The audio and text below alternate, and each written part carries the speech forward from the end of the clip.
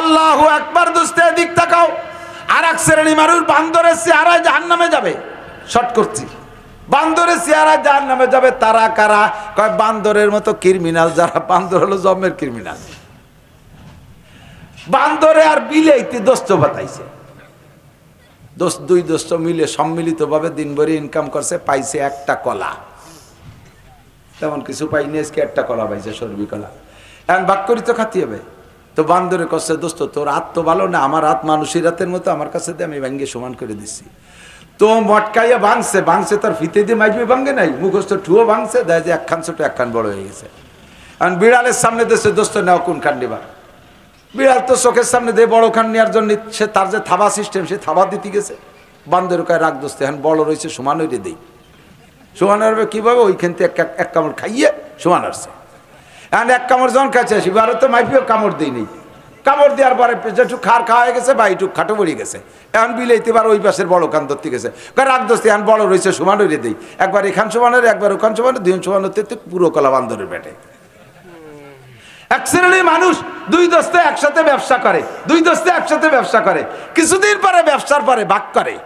কয় দোস্ত তুমি মায়ের বিয়ের সময় এনেছো, ছেলে বিয়ে দেওয়ার সময় এনেছো, তোমার মুসলমানের সময় এই নেছো, তারপরে তুমি শ্বশুরবাড়ির সময় এই নেছো, তারপরে মসজিদে এই দেছো, নীতি তোমার সব শেষ। এখন যা আছে সব আমার আছে। উনি সারা বছর রোজা ছিল, উনি কিছু নেই, এইটাই নেই।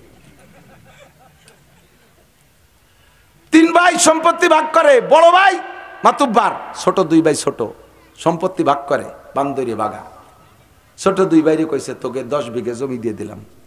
সবচেয়ে নিচে জমি কোন জায়গা?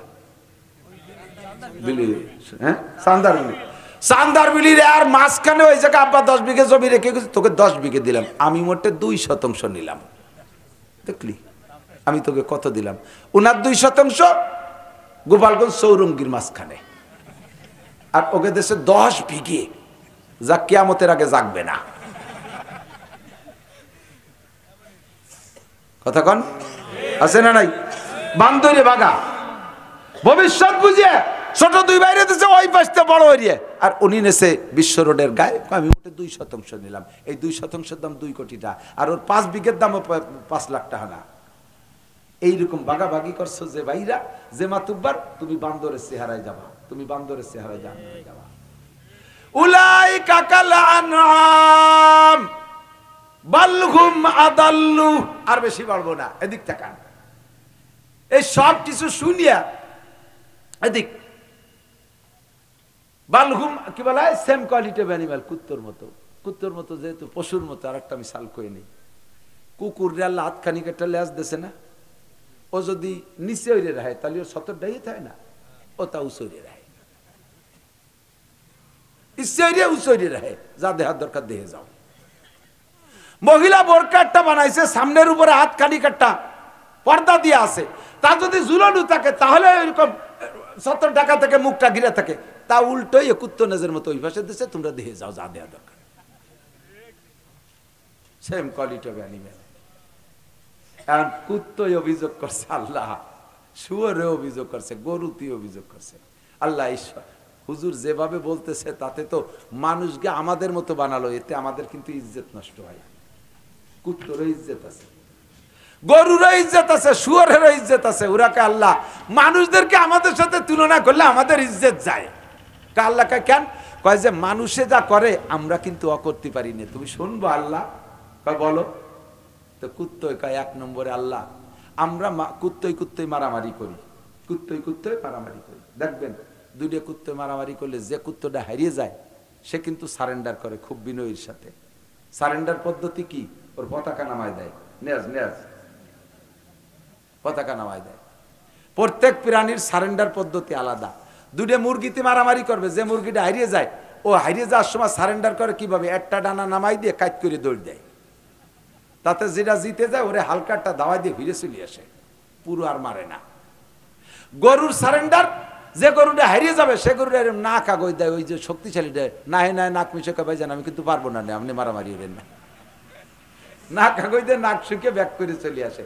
আর শক্তিশালী গরুটা হালকা একটা ঝাঁকি বেরিয়ে ফিরে চলে যায়, ওরে আর মারে না। ভালো করে মনে রাখেন। আর কুত্তর সারেন্ডার, লেজ নামাই দিয়ে একেবারে বাঁকা হয়ে পড়ে। যেটা জিতে যায় শক্তিশালী, ওরে জোরে জোরে দূরে ধমক দেয়, সাবধান আর কোনোদিন এদিকে আসবি না। এরা কিন্তু সাতপার বলতো, ওই যে ওই বেড়ার বাজারের কুত্তো যেন এদিকে আর কোনোদিন তোরে দেখি না, এইভাবে ধমক দিয়ে ফিরে চলেছে, ওরে আর মারে না। কুত্তই কয় আল্লাহ আমরা এই পদ্ধতি সিস্টেম ঠিক রাখি, আমরা সারেন্ডার করলে তারে আর গায়ে হাত দিই না, কিন্তু তোমার মানব জাতি দেখো, তুমি যাদেরকে আশরাফুল মখলুকত বলেছো, যাদের জন্য জান্নাত বানাইছো, তাদের স্বভাব দেখো। গন্ডগোল যখন লাগে তখন যে হেরে যায়, সে হাতিয়ার ছেড়ে দেয়, ঢাল ছেড়ে দেয়, তীর তরবারি ছেড়ে দিয়ে সারেন্ডার করে, ওই সুযোগে তারে কুপাইয়ে সুরো সুরো করে বস্তা ভরে। তুমি বলো এই মানুষগুলোকে আমাদের মতো কিনা? তুমি বলো। আল্লাহ পাক বলেন আর কি অভিযোগ আছে? ক ঠিকই কইছিস, একবারে রেজাল্ট দেব। কুত্তই কয় আল্লাহ আমরা এই যে শীতকালে আমাদের 3টে 4টে 5টা বাচ্চা হয়, কুত্তর ডেলিভারি সিজনে শিখেছে না, কোনো হাসপাতালে যাবে না, কোনো ক্লিনিকে যাওয়া লাগবে না, সিজার করা লাগবে না, ওকে হাসপাতাল খেড়ের পালার তলে। তা আমাকে 3টে 4টে 5টা করে বাচ্চা হবে। আমাদের এই বাচ্চাগুলো যতদিন ছোট থাকে, নাবালেগ থাকে, ইনকাম করে খাইতে না পারে, আত্মরক্ষা প্রতিরক্ষা ক্ষমতা অর্জন করতে না পারে, অতদিন পর্যন্ত আমরা মা কুত্তরা জীবনে আমাদের বাচ্চাকে ফেলে রেখে কোথাও যাইনি। কত দামি দামি কুত্তো, বংশীয় কুত্তো, শিক্ষিত কুত্তো আমাকে কল দেয়, মিস কল দেয়, একটা আমার রিসিভ করি না, ধমক দেয়, সর এই ছোট মোটো বাচ্চা কাচ্চা তুই কোন জায়গা যাবো, আমি চলে গেলে এদের কি উপায় হবে, এদের ইনকাম সোর্স নাই, যাবে কোথায়? এই শীতকালে দিন একটা জাঙ্গিয়ে প্যান্ট খেতা কাপড় কিচ্ছু নেই, আমি কোনো মতে সাইকে তার ভিতরে করলে থাই। আর ফোন দিবি রে, ফিরে যদি ফোন দিস খবর আছে, যদি বেশি ব্যস্ত হয় তাহলে আগামী কাতি মাসে দেখা করবি, এর আগে কোনো কথাই বলবি না। কুত্তই ধমক দিয়ে এভাবে বাচ্চাদেরকে বুঝ দেয়। কুত্তো এবার কয় আল্লাহ এটা হলো আমরা পশু, এটা আমাদের স্বভাব, তুমি মানুষকে এত দামি বানাইছো, তুমি লক্ষ্য করে দেখো আল্লাহ, খেয়াল করে দেখো, তোমার এই মানব জাতি দুধের বাচ্চা 1 বছর 6 মাসে বাচ্চা ফেলাই থুইয়া দেওরের সাথে চলে যায়, বাসুরির সাথে চলে যায়, ফেরিয়ালার সাথে চলে যায়, ওই গার্মেন্টসের একজনের সাথে চলে যায়, এই দুধের বাচ্চা মরলো না বাঁচলো খেয়াল করে না। আমরা আমাদের বাচ্চাদের খেয়াল রাখি, এই মানব জাতি তাদের বাচ্চাদের খেয়াল রাখে না, দুধের বাচ্চা ফেলাইতেও চলে যায়। জোরে বলেন যায় কি যায় না? আরে জোরে বলেন যায় কি যায় না? তুমি বলো এবার কি বলবা? আল্লাহ কয় ঠিক আছে, ঠিকই বলেছিস, সত্য কথা বলেছি, আর কি আছে অভিযোগ কর। কয় আল্লাহ আর একটা কথা আছে, আমরা জীবনেও কোনোদিন খাইতে বসে পায়খানা করি না, পায়খানা বসে খাই না, পায়খানার পায়খানায় বসে করি, খাওয়ার সময় খাই, আকতি বসে খাই না, খাতি বসে আগি নিয়ে, এটা হলো আমাদের নৈতিক স্বভাব। কিন্তু তুমি খবর নিয়ে দেখো বাথরুমের ভিতরে কি পরিমাণ বিড়ির ভাষা। এই আদম জাতি এত দামি জাতি, পায়খানায় বসে বিড়ি খায়, গুদ্দুমো আর বিড়ি দুবে একসাথে শোষে। তুমি কয়বার ওই মানুষটা কি আমাকে মতো না ওরা কাকে মতো? এবার আল্লাহ কয় উলাইকা কাল আনআমি বাল হুম আদাল্লু উলাইকা হুমুল গাফিলুন। এই মানুষগুলো চতুষ্পদ জন্তুর মতো ছিল এক সময়, পরে তার চাইতে নামিয়ে কুত্তর চাইতে খারাপ হয়ে গেছে। এরা কুত্তর চাইতেও খারাপ। কুকুরের যে বিবেচনা বোধ আছে মানুষের তা নাই। না থাকার কারণ কি? 3টি অঙ্গরে কাজে লাগান নাই। কান্দে যদি কোরআন শুনতেন, কোরআনের হিদায়াত শুনতেন, কোরআনে মানবতা শিক্ষা দেয়। চোখ দিয়ে যদি কোরআন দেখতেন, কোরআনে মানবতা শিক্ষা দেয়। ব্রেন যদি কোরআন বুঝতেন, তাতে মানবতা শিক্ষা দেয়। মানবতা ঠিক থাকতো, এই পশুর চাইতে নিচে নেমে যেতাম না। কতক্ষণ ঠিক কি ঠিক না? আল্লাহু আকবার। হে যুবক, মাঠে গরু ছেড়ে দিবা, এই যে আলগা মাঠে গরু ছেড়ে দিবা, গরুতি ঘাস খায়। মাঠে কি শুধু গরুর খাবার ঘাসই নাকি অখাদ্য আছে? বোঝেন, অখাদ্য অনেক বন আছে না? কোনোদিন কি গরুতে একটা অখাদ্য বন খাইছে? কোন ঘাসের গলায় কি লেখা আছে যে এইটা তোমার হালাল আর এইটা তোমার হারাম? কোন ঘাসের গায়ে লেখা নাই। গরুটা বাইসে বাইসে তার অখাদ্যটা খাই নাই, খাদ্য যেটা উপকারী সেইটা খাইছে। হঠাৎ করে কারণবশত যদি ভুল করমে কোনো ভালো ঘাসের সাথে একটা অখাদ্য ঘাস তার মুখের মধ্যে যায়, দেখবেন যে জিব্বে দিয়ে এড়ায় এড়ায় নাড়ায় নাড়ায় ফেলাই দেয়। গরুটাই বুঝলো অখাদ্য খাওয়া যাবে না, ক্ষতিকারক খাওয়া যাবে না। তুমি মানুষ হইয়া তুমি যা খাইতেছো, তোমার সিগারেটের গায়ে লেখা আছে ধূমপান ক্যান্সারের কারণ, ধূমপান ক্যান্সারের কারণ, বিড়ি সিগারেট ক্যান্সারের কারণ, এতে সন্তান নষ্ট হয়ে যায়, এটা এ হয় তা হয়। তুমি চোখ দিয়ে দেখে তারপরে তুমি খাও। এবার তুমি বলো গরুটা কি তোমার চাইতে ভালো না মন্দ? গরুটা তোমার চেয়ে ভালো, আমি গরুর চাইতে খারাপ। তুমি বলে বলছি, আমার কথা আমি বলছি, আমি গরুর মতো হতে পারি নাই, আমি গরুর চেয়েও খারাপ। উলাইকা কাল আনআমি বাল হুম আদাল্লু। আরে কুত্তটারে সাগেরা গর স্কুলু কে বার সারায়াত যে শাদি বার জেহদ কা উস্তখানাত। একটা কুত্তরে যদি 1 টাকা 5 টাকা দামের একটা পাউরুটি খাওয়ান, ও তার শুকর আদায় করণার্থে আপনার পিছনে পিছনে 1 কিলোমিটার দৌড়াবে, আপনারে 1 কিলোমিটার পাহারা দেবে। এই লোকটা আমারে 5 টাকা দামের একটা রুটি খাওয়াইছে, এর শুকর আদায় করব কি দিয়া? আমার কাছে টাকা নাই, পয়সা নাই, আমি তার শুকর আদায় করব, 1 কিলোমিটার তারে পাহারা দেব। আপনি হাঁটবেন, পিছনে পিছনে দৌড়াইতে থাকবে। আল্লাহ কয় বল আদিয়াতি দবহা ফাল মুরিয়াতি কদহা ফাল মুগিরাতি সুবহা ফাআতারনা বিহি নাকা ফাওয়াসাতনা বিহি জামা ইন্নাল ইনসানা লিরাব্বিহি লাকানুদ। বড় আক্ষেপের বিষয়, আফসোসের বিষয়, কুত্তটাও শুকর আদায় করে, গরুটাও শুকর আদায় করে, ঘোড়াটাও শুকর আদায় করে, বিড়ালটা শুকর আদায় করে, শুধু একমাত্র মানুষ তার রবের অকৃতজ্ঞ। এত কিছু খাইও তার রবের শুকর আদায় করে না। যারা আল্লাহর শুকর আদায় করে, মাল্লাম ইয়াশকুরিল্লাহ লাম ইয়াশকুরিন নাস, যে আল্লাহর শুকর আদায় করতে পারে না, সে মানুষের শুকর আদায় করতে পারে না। কথা কন? বলতে গেলে গায়ে পড়বে, বলা বড় কঠিন। বলতে গেলে গায়ে পড়বে, বলা বড় কঠিন। যে জাতি শুকর আদায় করে না, ওই জাতির কপাল পড়বে পড়বে পড়বে, জুতোর বাড়ি হবে কপালে। এ জাতির কপাল পড়বে, অবশ্যই পড়বে যারা শুকর আদায় করতে পারে না। কত কিছু পাইলে, কত কিছু খাইলে না শুকর করো তুমি, ব্যাখ্যা দেওয়ার সুযোগ নেই। দোস্ত, আমরা মানবতা ফিরে পেতে চাই। কথা বলেন ঠিক কি ঠিক না? পাইতে চান? কোন জায়গা মানবতা শিক্ষা দেয় না। শোনা, এদিক তাকান। শিক্ষা জাতির মেরুদণ্ড, শিক্ষা জাতির মেরুদণ্ড, একটা কথা আছে না? যে শিক্ষায় শিক্ষিত হইয়া দেশের জনগণের অর্থ সম্পদ লুটিয়ে পুটিয়ে খায়, যেই শিক্ষায় শিক্ষিত হলে অফিসে বসে মোটা মোটা ঘুষ খায়, যেই শিক্ষায় শিক্ষিত হলে রাস্তার পিচ খোয়া রড বালি খেয়ে ফেলাই দেয়, যেই শিক্ষায় শিক্ষিত হয়ে কারেন্টের খাম্বা তার তোর শুদ্ধ খেয়ে ফেলাই দেয়, ওই শিক্ষা জাতির মেরুদণ্ড না। ওই শিক্ষা জাতির মেরুদণ্ড ভাঙ্গা হেমার। কথা কয় না? ওই শিক্ষা জাতির মেরুদণ্ড ভাঙ্গা। ওই শিক্ষাই মেরুদণ্ড, যেই শিক্ষায় মানবতা শিক্ষা দেয়, বিনয়ী শিক্ষা দেয়। কি সুন্দর সালাম! মাদ্রাসার ছেলেদের দেখেন, আল্লাহর রহমতে তাদের সালামের সুরও আলাদা। আসসালামু আলাইকুম রহমতুল্লাহ, হুজুর কেমন আছেন? চেহারার ভিতরে নূর চমকায়। রাত্রে তাহাজ্জুদ পড়ে, মিথ্যে কথা বলে না, গালাগালি করে না, মদ গাঁজা খায় না, জিনা ব্যভিচার করে না, পরে নারকেল চুরিয়ে বাড়িয়ে খায় না, খেজুর গাছের রস চুরিয়ে বাড়িয়ে টিলের মধ্যে মুইতে থই না, মুরগি চুরিয়ে খায় না, আকাম কুকাম করে না, রাস্তায় রশি টানে মোটর সাইকেল কাড়িয়ে নেয় না, গাছ ফেলাইয়া প্রাইভেট কার ডাকাতি চুরি করে না, মাদ্রাসার ছেলেরা এগুলো করে না, আলেমুলামারা এগুলো করে না। এই যেই বিদ্যা শিখে তারা এই সভ্যতা শিখছে, ওই বিদ্যাই হবে একমাত্র জাতির মেরুদণ্ড। কথা কন? আর যেই বিদ্যা এর উল্টো শিখায়, ওই বিদ্যা মেরুদণ্ড নয়, ওই বিদ্যা হলো মেরুদণ্ড ভাঙ্গা হাতুড়ি, মেরুদণ্ড ভাঙ্গা হেমার। আমাদেরকে আল্লাহ তাআলা কোরআন হাদিসের শিক্ষার মাধ্যমে মানবতা অর্জন করার তৌফিক দান করে, জোরে বলে আমিন। আমাদেরকে আল্লাহ যেন জাহান্নামের ইন্ধন না বানায়, আমাদেরকে আল্লাহ তাআলা জান্নাতে যাওয়ার তৌফিক দান করে, আল্লাহর হাতের মেহমানদারি নসিব করে, জোরে বলেন আমিন। মাস্টার, একটা বাস্তব বলি, মহিলারাও এদিক খেয়াল করবেন, খুব খেয়াল করবেন। দেখবেন এই ভাই সবাই মিলে গরুতি মারামারি করে, তো গাই রে গুতোয়, কিন্তু আইডি রে গুতোয় না। জানে যে ওটা স্বামী, ওর সাথে মারামারি বাদালি করার সময় মতো পাবো না। আবার আইডিয়ে মারে, গাই মারে না, জানে যে স্ত্রী সময় মতো লাগবে কাজে। মোরগ মারে, কিন্তু মুরগি রে মারে না। মুরগি মারে, মোরগ মারে না।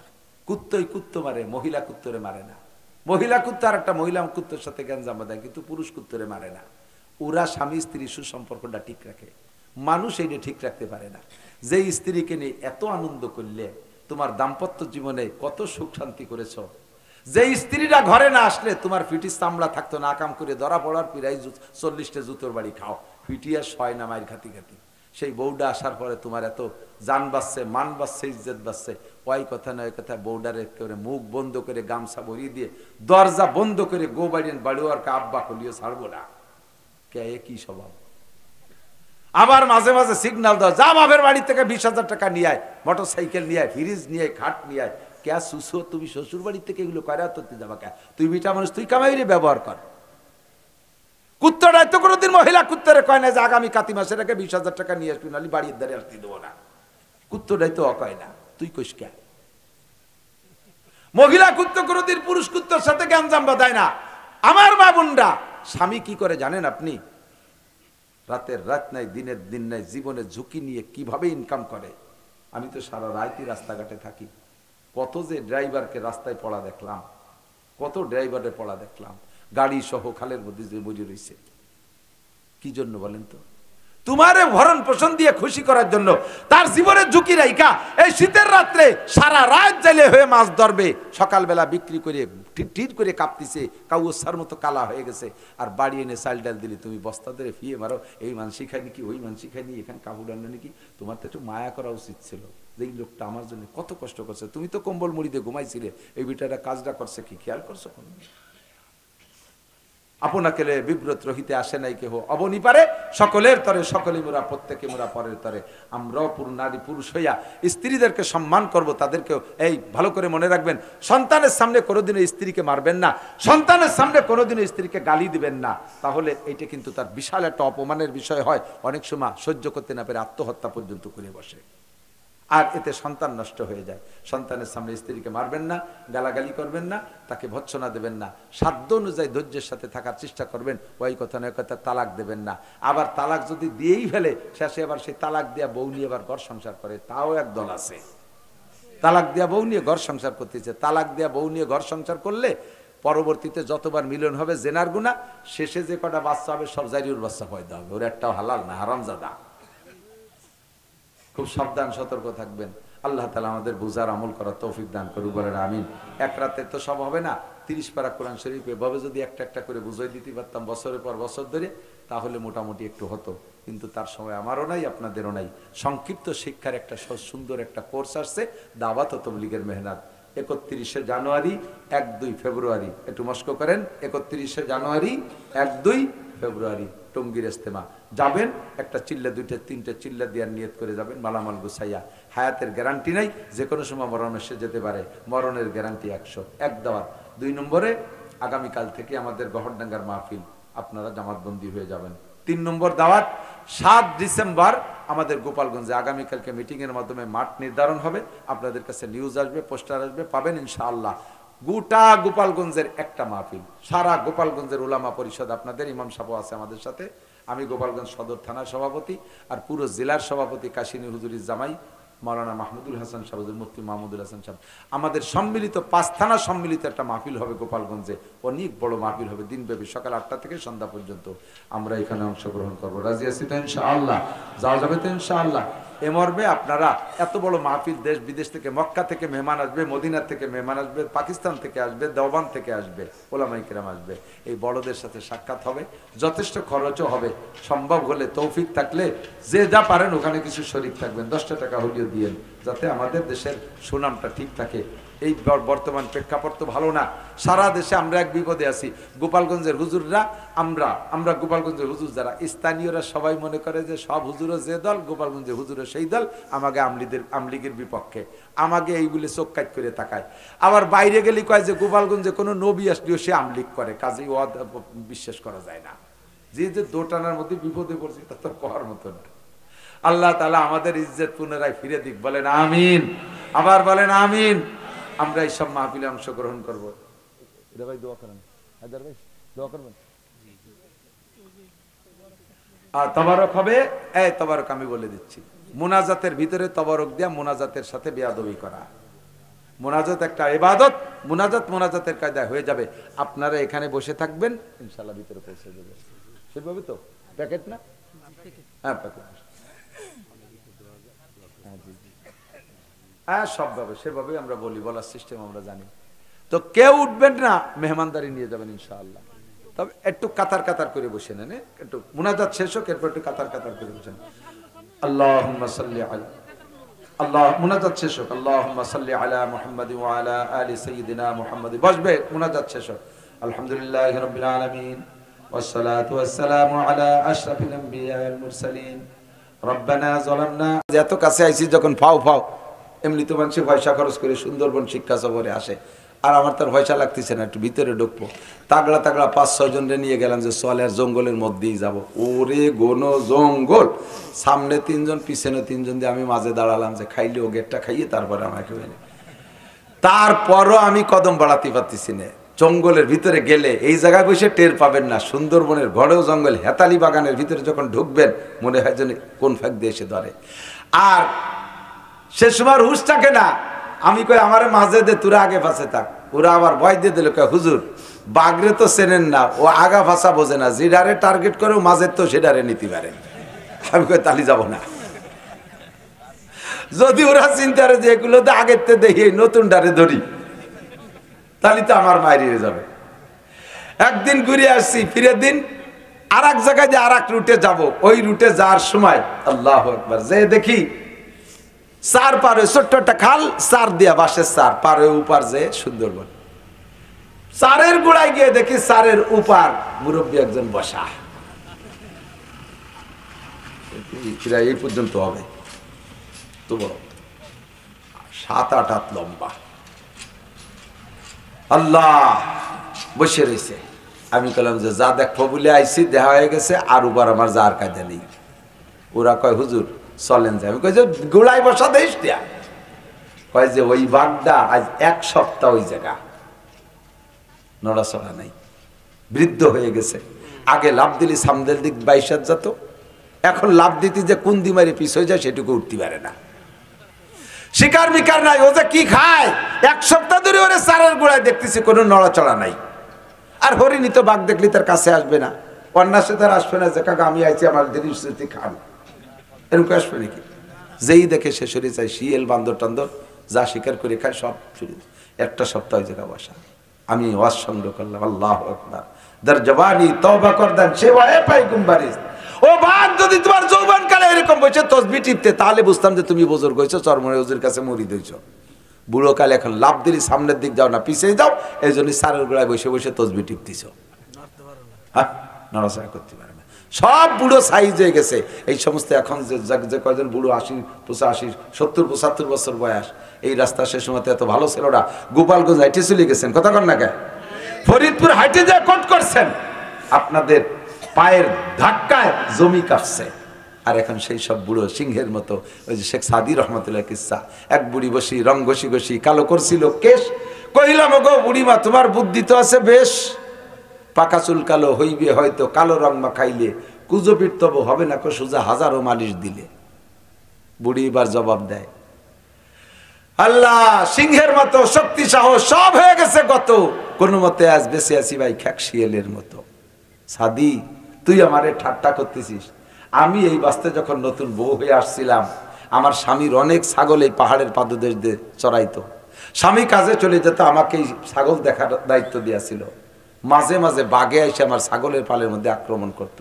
একদিন একটা বাঘে এখান থেকে একটা ছাগল ধরে নিয়ে গেছে, আমি সেই মহিলারে সাদি, আমি দৌড়ে গিয়ে বাঘরে ধরে তার গলা চিপে ধরে আমার হাতের মধ্যে মেরে ফেলছিলাম, আর আমার ছাগল কাটিয়ে নিয়েছিলাম। বাঘের মুখের থেকে ছাগল কাড়া সিংহ ছাড়া কেউ পারে না। আমি সেই সিংহ মহিলা, সিংহের মতো শক্তি সাহস সব হয়ে গেছে গত, কোনো মতে আজ বেঁচে আছি ভাই খ্যাক শিয়ালের মতো। আজকে আমি খ্যাক শিয়ালের মতো পড়ে রয়েছি, নড়াচড়া নাই। কাজেই তোমার যৌবন কালটা ভেরি ভেরি ইম্পর্টেন্ট টাইম, এটাকে কাজে লাগাও। আন উমরিয়ান শাবাবি ফিমা আবলা। 2 নম্বর ইমিগ্রেশন। এ যুবক, কতবার দাড়ি কাটছো, কতটা তাড়িয়ার বিড়িয়ার মদ আর সিগারেট আর গাঁজা আর ইয়াবা খাইছো, রাতের কত ঘন্টা ফেসবুক আর ইউটিউবে ল্যাংটা ছবি দেখেছো, কত জায়গা প্রেম আলাপ করেছো, সব হিসাব তোমার দেয়া লাগবে। আজকে কি বার গেল? মঙ্গলবার। গত মঙ্গলবার সকালে কি খাইছো কেউ কইতে পারবা না। 99% মানুষ তাড়াতাড়ি বলতে পারবেন না গত মঙ্গলবারে সকালে কি খাইছেন। একটা সপ্তাহের হিসাব তুমি দিতে পারবা না। গোটা জিন্দেগির হিসাব কিভাবে দিবা, যৌবনকালের হিসাব কিভাবে দিবা, হিসাব দিতে পারবা না। মালিহি মিন আইনা ইকতাসাবা ফিমা আনফাকা। এবার তোমার ব্যাগেজ চেক হবে, মাল ব্যাগেজ চেক হবে। মাল ব্যাগেজের মধ্যে কি আছে, লাগেজের মধ্যে কি আছে। আল্লাহ নবী বলেন আন মালিহি মিন আইনা ইকতাসাবা ফিমা আনফাকা। মাল কোত্থেকে কামাই করেছো, কোথায় খরচ করেছো, জবাব দিয়ে যাও। কোত্থেকে কামাই করেছো, কোথায় খরচ করেছো। হালাল ভাবে রক্ত পানি করে খরচ করেছো, ইনকাম করেছো, আবার খরচ করেছো হারাম ভাবে। সারা দিন ভরে ভ্যান চালাইয়া, এই ভাঙ্গা রাস্তা দিয়ে ভ্যান চালাইয়া মাথার গাম পায়ে চলে গেছে। 500 টাকা কামাই করেছো, সপ্তাহে 500 টা 3500 টাকা কামাই করেছো। শনিবারে বেড়া ক্যাডান্স কারিতাস বিআর দেবী স্বনির্ভর জাগরণী চক্র আশা প্রশিকা গ্রামীণ ব্যাংকের অফিসারকে কিস্তি দাও। কামাই করছো হালাল ভাবে, আবার খরচ করতেছো তুমি সুদে দিনা পরিশোধে। এইটা তুমি অন্যায় করেছো। এই অন্যায় কেন করেছো জবাব দিয়ে যাও। কামাই করেছো হারাম ভাবে, চুরি করে আনছো, ডাকাতি করে আনছো, টোন মারছো, মন মারছো, রাস্তা মারছো, সরকারি মাল মারিয়ে দিয়ে কামাই কইরা বিরাট বিরাট মসজিদ একটা বানাই দিয়েছো, কাবা ঘরের গিলাফ দিয়ে দিয়েছো। আল্লাহ কয় এটাও তুমি অন্যায় করেছো। আমি তোমার এই হারাম টাকা দিয়ে মসজিদ মাদ্রাসা বানানোর প্রত্যাশী না। আমার মসজিদের জন্য আমি অনুমতি দিয়েছি, মসজিদে শুধু আমার ওই জমিন, আমার আখিরি নবীর উম্মতের জন্য সারাটা দুনিয়ারে মসজিদ বানাই দিছি। আলিশান বিল্ডিং লাগবে না, দুগলোর মধ্যে যদি সিজদা দেয় তবুও তার নামাজ হইয়া যায়। তুই ঘুষ খাইয়ে টাকা দিয়ে কেন মসজিদ বানাইলি?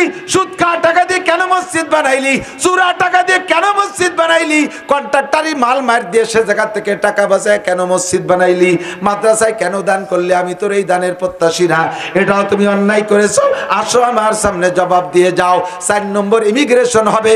আর মাজা আমিলা বিমা আলিমা, এতক্ষণ পর্যন্ত উলামায়ে কেরামের কাছ থেকে যা শুনেছো, জিন্দেগিতে আমল করছো কতটুক কইয়া যাও। আমার নাসির শুরুতে অনেক মাসালা বলেছে, এই মাসালার পর আমল করছো কতটুক? যে কথাগুলো আগের হুজুর পরের হুজুর বলছে জানতে কিছুই বাকি নাই, হারাম হালাল জানতে বাকি নাই, আমল করছো কতটুক বলে যাও। এই 4 নম্বর ইমিগ্রেশন কমপ্লিট হওয়ার আগ পর্যন্ত জান্নাতে যাইতে পারবেন না। বন্ধুরে, এই হিসাবটা হবে শুধু জিন আর ইনসান। কাদের কথা কয় না? কাদের? জিন আর ইনসান, এই দুই জাতির হবে। কেন? এই কেন নেই 2-4 কথা কষ্ট হচ্ছে কেন জিজ্ঞাসা হবে? দুই জাতির ফেরেশতাদের কোনো হিসাব নেই, ফেরেশতাদের কোনো ইমিগ্রেশন নাই, বাঘবাল্লুকির নাই, তাদেরটা তো বলি আসলাম বিচার কিভাবে হবে, ওটা ওইভাবে সাফ হয়ে যাবে। দুই জাতিকে আল্লাহ তাআলা হিসাবের কাঠগড়ায় দাঁড়াবেন। আল্লাহ পাক বলেন ওয়ালাকাদ যারা আয়ামাদিক ওয়ালাকাদ যারানা লি জাহান্নামা কাতীরাম মিনাল জিন্নি ওয়াল ইনস, বিশাল জাহান্নাম বানাইছি, আর এই জাহান্নামকে ভরার জন্য জিন আর ইনসানদের থেকে বিরাট একটা বাহিনী আমি তৈরি করে রাখছি। অর্থাৎ জিন আর ইনসানদের বিরাট একটা বাহিনীর জন্য আমি জাহান্নাম তৈরি করে রাখছি। ওর ভিতরে জিন আর ইনসান যাবে, আর কেউ যাবে না। কাতীরাম মিনাল জিন্নি ওয়াল ইনস, জিন আর ইনসান কেন যাবে? কেন যাবে? কয় জিন আর ইনসানকে আমি দুইটা জিনিস দিয়েছি, এইটা অন্য কাউকে দেই নাই, এইটা অন্য কাউকে দেয় আমার দিক, অন্য কেউ এই দুইটা জিনিস দেই নাই। 1 নম্বরে জিন আর ইনসানকে আমি পূর্ণ স্বাধীনতা দিয়েছি, যেই স্বাধীনতা অন্য কোন প্রাণীকে দেই নাই। কি দেশে কথা কয় না? বুঝতেছেন না? স্বাধীনতা। 1 নম্বরে স্বাধীনতা দিয়েছি, অন্য কেউরে দেই নাই। 2 নম্বরে পূর্ণ জ্ঞান দিয়েছি, এই জ্ঞানও অন্য কেউরে দেই নাই। হাতির এত বড় মাথা, 1 মণ গিলু তার মাথার মধ্যে, কিন্তু তার এই গিলু দিয়ে সে বুদ্ধি খাটাইয়া একটা সুইও বানাতে পারে না। কথা কয় না? জিব্রাইলের এত ক্ষমতা, এত ক্ষমতা, 104 খানা আসমানি কিতাব জানে, জিব্রাইল মোবাইল বানাতে পারে না। মিকাইল আলাইহিস সালাতু ওয়াস সালাম মেঘ চালায় দুনিয়া বইরা, কিন্তু মাইক্রোফোন বানাতে পারে না, কম্পিউটার বানাতে পারে না। একটা ফেরেশতা আমাদের প্রয়োজনীয় প্রযুক্তির কিছুই বানাইতে পারে না। আল্লাহ তাআলা তাদেরকে এই মেধা দেয় নাই। আল্লাহু আকবার। ফেরেশতাদেরকে পর্যন্ত আল্লাহ স্বাধীনতা দেয় নাই।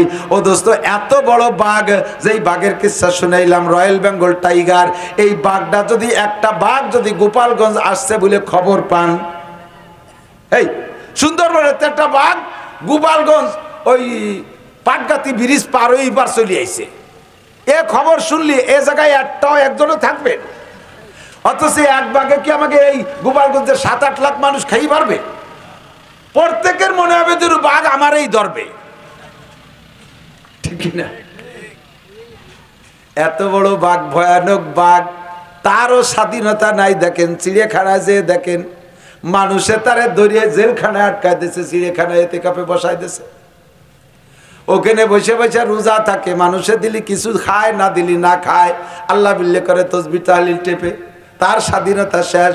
সুন্দরবনের মধ্যে যে চিড়িয়াখানার মধ্যে যে দেখেন 8টা-10টা সিংহ আছে, বনের রাজা সিংহ, তারে তার স্বাধীনতা শেষ করে দিয়েছে, জেলখানার মধ্যে আটকায় দিয়েছে, বসে বসে আল্লাহ বিল্লে করে। অত বড় হাতিটা চিড়িয়াখানার মধ্যে গিয়ে দেখলাম তার স্বাধীনতা শেষ। 4 হাত পায়ে শিকল যে বাঁধে থুইছে, তার নিজের বাচ্চারও সে নিজে তত্ত্বাবধান করতে পারছে না, তারও স্বাধীনতা শেষ। 22 লাখ টাকা দামে একটা ষাঁড় বিক্রি হয়েছে গাবতলির হাটে, 2 টন 50 মণ ওজন তার গায়ে, 50 মণ গোস্ত হয়েছে সেই ষাঁড়টার গায়ে। এত বড় ষাঁড়ারও স্বাধীনতা নাই। জেকের খেতে যাইয়া ফসল খাওয়ার অধিকার তার নাই।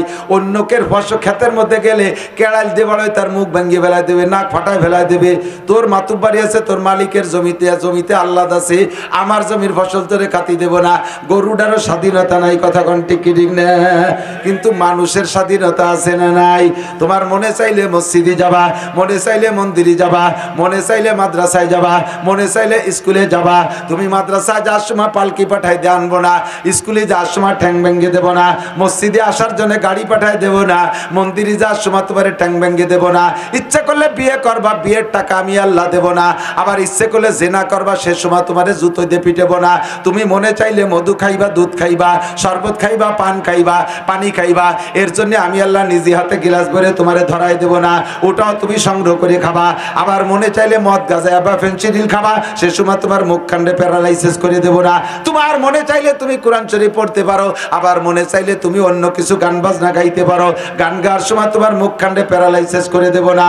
আরে মনে চাইলে তুমি ডান হাত দিয়ে মানুষের সাথে মুসাফা করে নেকি কামাই করতে পারো, মনে চাইলে স্ত্রীর সাথে মুসাফা করতে পারো, আবার মনে চাইলে কলেজের গার্লফ্রেন্ডের সাথে মুসাফা করে তুমি সেখানেও অন্যায় করতে পারো। তোমার এ জায়গা গেলে আমি কোলে করে আনবো না, আর ও জায়গা গেলেও আমি ঠ্যাং ভেঙে বাড়ি ফিরেই দেবো না। উভয় দিকের স্বাধীনতা আছে না নাই? উভয় দিকের স্বাধীনতা আছে না নাই? আর পরিপূর্ণ জ্ঞানও কেউ যা বানাতে পারে না, মানুষে তাই পারে। একটু বিলের মাথার মতো একটা মাথা, এর মধ্যে পটাখানি গিলু, ওরে বুদ্ধির বুদ্ধি, সুবহানাল্লাহ। এই যে রকেট বানাইয়া সেই মঙ্গল গ্রহে গেছে, এই বুদ্ধি দিয়ে রকেট বানাইয়া চাঁদে যায়, এই বুদ্ধি দিয়ে রকেট বানায় মধ্যাকর্ষণ স্টেশন বানায়, সেই জায়গা জমি কিনা বেচা করে। 6 মাইল মাটির নিচে কি আছে, 1 মুঠ মাটি ধরে না শুয়ে কয়ে দিতে পারে। এত বুদ্ধি তোমারে দিছি, এত বুদ্ধি তোমারে দিছি, যা অন্য কেউরে দেই নেই। স্বাধীনতার বুদ্ধি এই দুটো দেওয়ার কারণে তোমাদের 3 জাতির 2 জাতির হিসাব হবে আমার কাছে, আর জাহান্নামে তোমাদেরকে দিয়ে ভরবো। তোমাদেরকে 3টি অঙ্গ দিছি, এই 3টি অঙ্গরে কাজে লাগাইলে তোমার ওই স্বাধীনতাকে জাগা মতো ব্যবহার করতে পারবা। ফামান শাহ ফাল্লিউমিন ওমান শাহ ফাল্লিয়াকফুর। আল্লাহ ক্লিয়ার বলে দিচ্ছে, যার মনে চায় ঈমান আনো, যার মনে চায় না ঈমান আনো না। যার মনে চায় আল্লাহকে আল্লাহ বলে মানো, নবীকে রাসূল বলে মানো, কোরআনকে শেষ কিতাব বলে মানো। আর যার মনে চায় না মানো না। আমি তোমার দুনিয়ায় কিছুই বলবো না, খাবার দাবার বন্ধ করে দেব না, পানি বন্ধ করে দেব না, তোমার ক্ষেত খাবারের ফসল উৎপাদন বন্ধ করে দেব না, তোমার সন্তানাদি প্রোটেকশন বন্ধ করে দেব না। তুমি আমার আল্লাহ বলে স্বীকার করো না, তুমি অমুসলমান, হিন্দু, বুদ্ধ, খ্রিস্টান, এর কারণে তোমার ছেলে মেয়ে হবে না তা না। আমি সবগুলোই রানিং রাখবো। দুনিয়ায় স্বাধীনতা দিয়েছি, স্বাধীনতাকে যদি ডান দিক ব্যবহার করো তাহলে তোমার জন্য রয়েছে পুরস্কার, স্বাধীনতাকে যদি বাম দিক ব্যবহার করো তাহলে তোমার জন্য রয়েছে তিরস্কার। তুমি ভালো করে জেনে নাও, এই স্বাধীনতা দিয়ে ছেড়ে দিছি, উঠতে থাকো। আমি সাথে সাথে কিছু কই না, সাথে সাথে কিছু কই না। ফামা কিলিল কাফিরিনা আমি হিলহুম রুয়াইদা। আমি সুযোগ দেই, সুবিধা মতো, সময় মতো আমি ধরি, আমি ছাড় দেই, কিন্তু ছেড়ে দেই না। আয়োজক আর কায়লোক ধরি। তবে তুমি জেনে নিও যুবক, যেদিন ধরবো সেদিন তোমার 14 গোষ্ঠী আমার হাতেতে ছুটোতে পারবে না। সারা বাংলাদেশের সমস্ত ক্ষমতা, সারা বাংলাদেশের সমস্ত ক্ষমতা তোমার হাতে থাকা সত্ত্বেও তুমি টিকতে পারবে না। আমি যেদিন ধরবো সেদিন তুমি আমার হাত থেকে ছুটতে পারবে না। কথা বলেন ঠিক ঠিক না? আল্লাহ কা ইন্না বাদশা রাব্বিকালা শাদীদ, ইন্না বাদশা রাব্বিকালা শাদীদ। দোস্ত, রাজনীতি না, প্র্যাকটিক্যালে বোঝানোর জন্য আমি উদাহরণ বলছি। ভুল বুঝবেন না, আমার দিক তাকান, ভুল বুঝবেন না। আল্লাহ তাআলা যদি কেউকে হারাইতে চায়, দুনিয়ার কেউ তারা জিতাইতে পারে না। কথা কন না কেন? ঠিক না? আমাদের আওয়ামী লীগের ক্ষমতার অবস্থাটা বাস্তব দেখেন।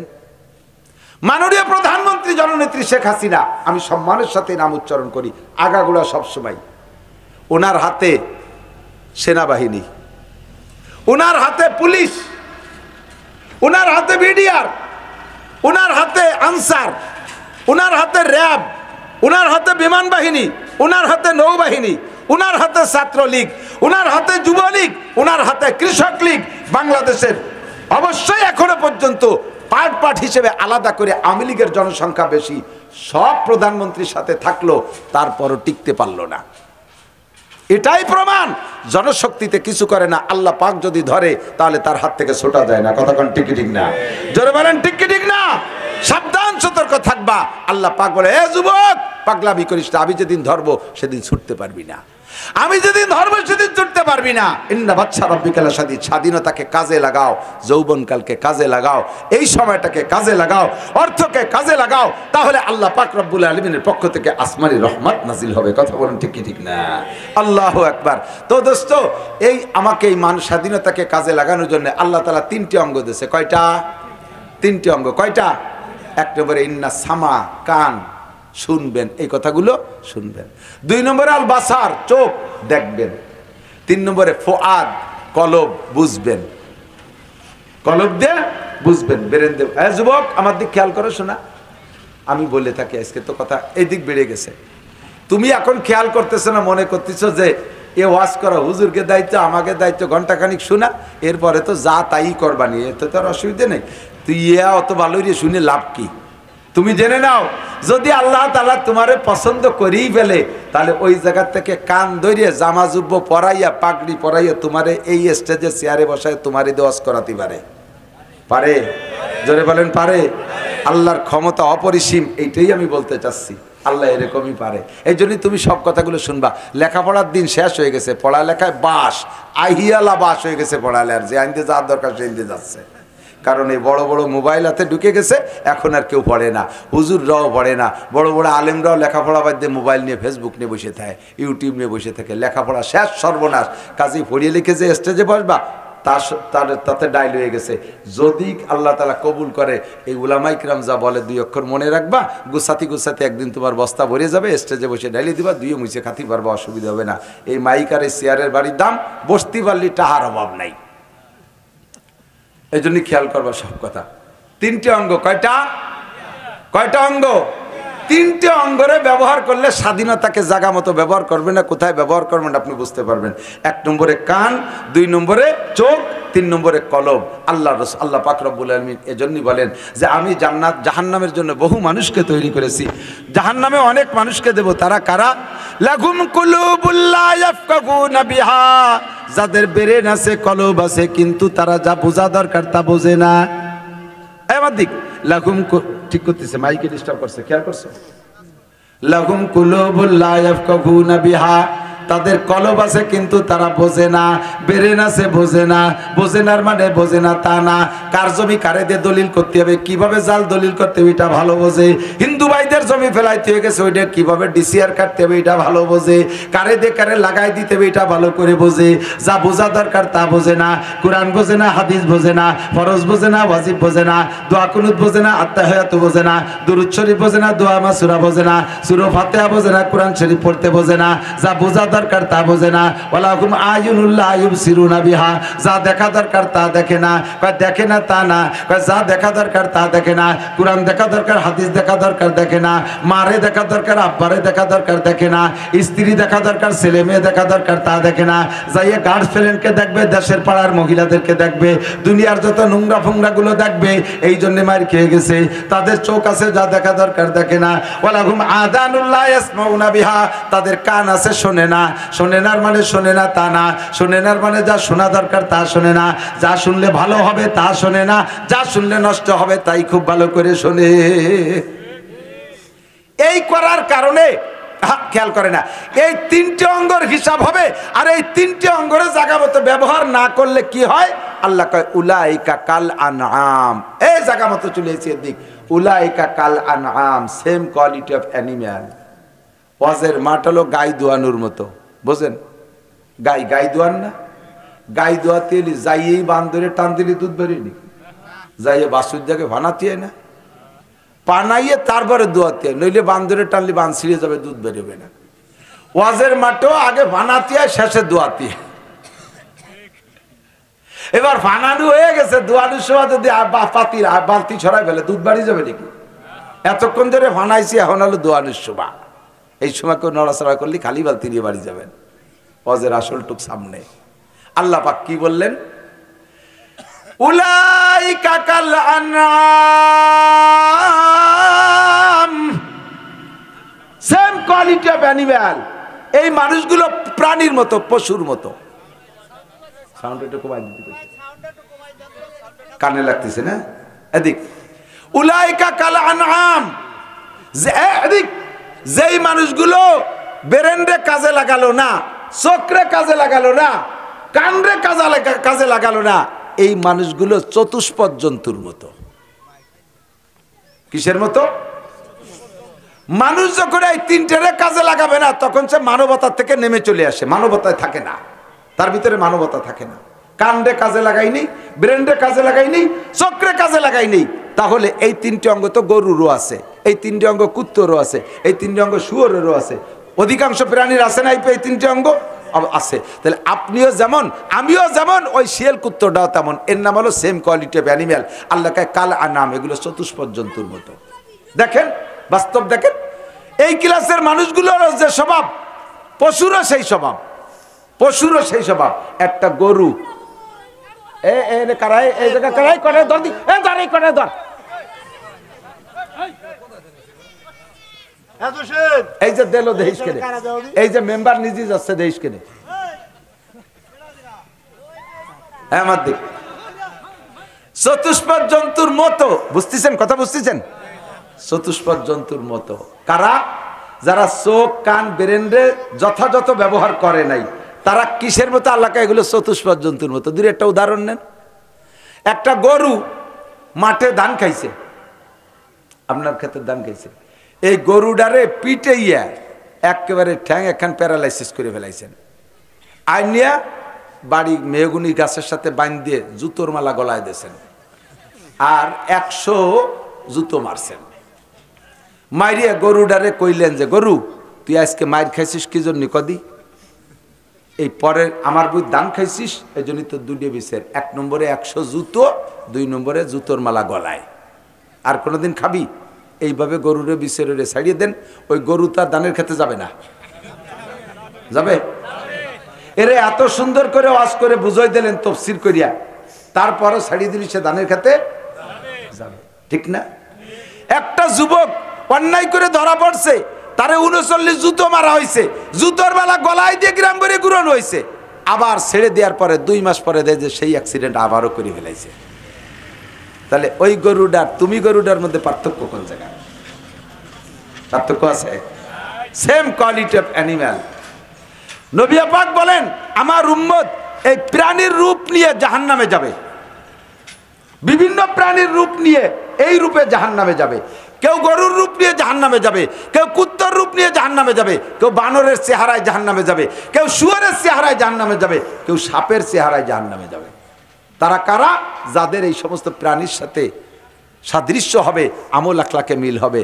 এক শ্রেণীর উম্মত আমার কুত্তর চেহারায় জাহান্নামে যাবে, এক শ্রেণীর মানুষ আমার শুয়োরের চেহারায় জানে। তারা কারা? কয় যে শুয়োরের যে স্বভাব, এই স্বভাব যাদের। শুকরের কি স্বভাব? এদিক টাকান, এদিকে শুকর আসে মাঝে মাঝে, পাল পাল দল ধরে আসে না? শুয়োর দিন বইরে যা খাওয়ার দরকার খাইয়ে দিয়ে রাত্রে কিন্তু এক জায়গা ঘুমায়, ছড়াই ছিটে এলোমেলো যায় না। কাউরারা শুয়োরে এক জায়গা দলা হইরে কি যেন একটা মন্তর দেয়, এই মন্তর বাউন্ডারির ভিতরে রাতের মধ্যে একটা শুয়োরও যায় না। শুয়োরের শোয়ার সিস্টেম কি? প্রত্যেক শুয়োর আলাদা এক একখান খাটে মশারি টানাইয়া বালিশ দিয়ে নিয়মিত শোয়। শুয়ো দেখছেন? একটার পর একটা, তার উপরে আর একটা, একটার ফাঁসার পর আর একটার মাথা, আর একটার বেকায়দা জায়গা আর একটার মাথা, এইভাবে মুখ দিয়ে গাদাইয়ে শোয়। এই জন্য কেউ যদি কোনো জায়গায় গণ হয়ে যায়, শুয়োর গাদা দেশে হয় না, এরকম শুয়োর গাদা, তার মানে শুয়োর শরীরম গাদা দিয়ে। এরপরে শুয়োর এভাবে থাকলো ঘুমাই থাকলো, শেষ রাত্রে উঠে তো শুয়োররা তাহাজ্জুদ পড়ে, ফজরের নামাজ তো পড়ে সকালে ঘুমের তো উঠে মেশক করে দাঁত মেজে ফজরের নামাজ পড়ে টড়ে এরপরে চা রুটি পরোটা এগুলো খায়। কি করে? শুয়োরে যা যা করে মানুষও তাই করে। এই শুয়োরে কি করে সবাই জানা আছে। সেম এক শ্রেণী মানুষ রাতের 1টা 2টা 3টে পর্যন্ত এরা যা খুশি করে টরে যাইয়া 4-5 জন যুবক একসাথে এক খাটে বা এক বিছানায় শোয়। আল্লাহ, এরা আবার ফতোয়া দেয়, মানে খুব হিট মারে, কয় 2 হুজুরে এক ক্লেভের তলে শুতি পারে না, শুয়ে এই খালি ফতোয়া দেয়। এভাবে শীতে সুন্নতের খেলাফ, উপরে সুন্নতের খেলাফ, গাছ সাথে একটু শোয়া লাগলে কয় কবিরে গোনা হবে না, হবে না, তা হবে না। আমরা যে 4-5 জন এক খাটে শুই, একজনের উপরে আর একজন, তার উপরে আর একজন, একজনের নাহের পাড়া আর একজনের বেকায়দা, তার উপরে আর একজন কায়দা, এইভাবে আমরা দলা বলে শুয়েতেই সকালবেলা উঠে দিয়ে যে প্যান্টগুলো খাটের নিচে পড়ে গেছে, আমাকে কোনো অসুবিধা নেই, আমরা ফতোয়া দিই না। আল্লাহ কয় শুয়োর কয়টা যেমন শুইছিল তুমিও সেইরকম শুইছ। শুয়োরে যেমন গাদা মেরে শুয়ে রয়েছে, শেষ রাত্রে ওঠে নাই, শুয়োরের কানের মধ্যে আজান ঢোকে নাই, তোরও কানের মধ্যে আজান ঢোকে না। মুয়াজ্জিন আজান দেয়, আসসালাতু খায়রুম মিনান নাওম, নামাজ ঘুমের চেয়ে ভালো, এমন সুন্দর ডাক দেয়, হাইয়া আলা সালাহ হাইয়া আলাল ফালাহ, তোর কানের মধ্যে ঢোকে না। নবী পাক বলেন, মান নামান সালাতিল ফজরে ফাবারা শাইতানু ফি উযুনাইহি, যে ব্যক্তি ফজরের নামাজ না পড়ে ঘুমায় থাকে, শয়তান তার কানের মধ্যে পেশাব করে থয়। এই জন্য তোর কানের মধ্যে শুয়োরের কানের মতো আজান ঢোকে নাই, গাদা মারি শুয়ে রয়েছিস। সকালবেলা ফজরের সময় ওর আব্বা ঘুম থেকে উঠছে, তবলিগের লোক উঠে ডাকতেছে, ঘরের পাশে তওব করতেছে আর ডাকতেছে, এ জামাল ওঠ, কামাল ওঠ, লালটু ওঠ, বল্টু ওঠ, জুয়েল ওঠ, টুয়েল ওঠ, টুলু ওঠ, টুলুলু ওঠ, একটাও ওঠে না, শুয়োর গাদা দিয়ে শুয়ে দিছে। বুড়োটা কি ঢুকে নামাজ পড়িয়ে এসে স্টাক পড়িয়ে এসে যে দরজা খোলে নাই। এবার শুয়োর, ওই শুয়োরগুলো ওই যে শোয়া থাকে না গাদা মারিয়ে, রাতের মধ্যে কোনো জায়গায় যাতে পারে না, সকালবেলা ওই জায়গা থেকে তো সরাই নিয়ে ঘাস খাতে নিতে হবে। এই সময়ও যতক্ষণ পর্যন্ত মন্তর না দেয় ততক্ষণ পর্যন্ত ওই বাউন্ডারি খোলে না। এবার ওই কাউরারা একটা উল্টো মন্তর দেয়, উল্টো মন্তর দিলি সব শুয়োরের ঘুম ভেঙে যায়, তারপরে উঠে আর একদিক যায়। বেলা 9টার দিক ওরা রান্না বান্না করে খাইয়ে দিয়ে উল্টো মন্তর দিলি, তারপরে ওই ক্ষেত্রার বন্ধ ভেঙে যায়। সেম কোয়ালিটি বুড়ো মসজিদিতে নামাজ পড়ে এসে দেখে যে এই গাদা ওইরকম শুয়ে রয়েছে, এগারোটা শুয়োরে মন্তর দেয়, এ শুয়োরের বাচ্চা উঠিস রে কা কর না কেন, কয় কি কয় না, আমি নিজে শুনছি, হ্যাঁ শুয়োরের বাচ্চা উঠিস রে কা। তারপরে শুয়োরের বাচ্চা কটা উঠছে। উলাইকা কাল আনআম, এগুলো শুয়োরের চেহারায় জাহান্নামে যাবি। শুয়োরে উঠিয়া কোনো চার দোকানে যাইয়ে বিস্কুট আর সর্বিকলা আর পরাটা খায় না, শুয়োরে উঠে ড্রেনের মধ্যে যাইয়ে গুমু তাবা চাবা যা আছে নাপাক নুপক তাই খায়। তুইও বেলা 9টার সময় ঘুমের তো উঠে বেশ বিছানে শুয়ে শুয়ে কয় যে বেডটি, বেডটি চেনেন, বেডটি আর বেড ফিল্টার জানেন না? বেডটি মানে বিছানে শুয়ে শুয়ে চা খাতে হবে, তার মানে রাতভর নাল বিজলে যা মুহির মধ্যে দলা হয়ে রয়েছে, জমিয়ে রয়েছে, তাই গরম চাইতে গালাইগুলোই খাতে হবে, এর নাম বেডটি। দাঁত দোত মাজা নাই, কুলিমুলি করা নাই, এরপরে সেই জায়গায় শুয়ে আর একটা সিগারেট খেয়ে তারপরে নামবে। কয় শুয়োরও যা খালো তুইও তাই খালি, তোর চেহারা শুয়োরের মতো একসাথে জাহান্নামে যাবি। শুয়োরে হালাল হারাম কোটা বাসা নাই, তুই ওই বারো অফিসে যাইয়া বাইরে যাইয়া হালাল হারামের কোনো তমিজ নাই। সুদ খাবি, ঘুষ খাবি, চুরি করবি, ডাকাতি করবি, অফিসে বসে চুরি করবি, টন মারবি, মন মারবি, বড় বড় অফিসার টেবিলে বইসা সুন্দর করে মিষ্টি ভাষায় জিকির ফিকিরের সাথে ঘুষ খায়। মসজিদের নামে 2 টন মাল পাস হইছে, তার 1 টন অফিসারে দিয়ে আসতে হবে, নইলে মাল দেয় না। আবার এত বড় দাড়ি, কপালের টিক্কি হয়ে গেছে নামাজ পড়তে পড়তে, তুমিও শুয়োরের চেহারায় জাহান্নামে যাবা। 10টি মর্তবা দান করবেন।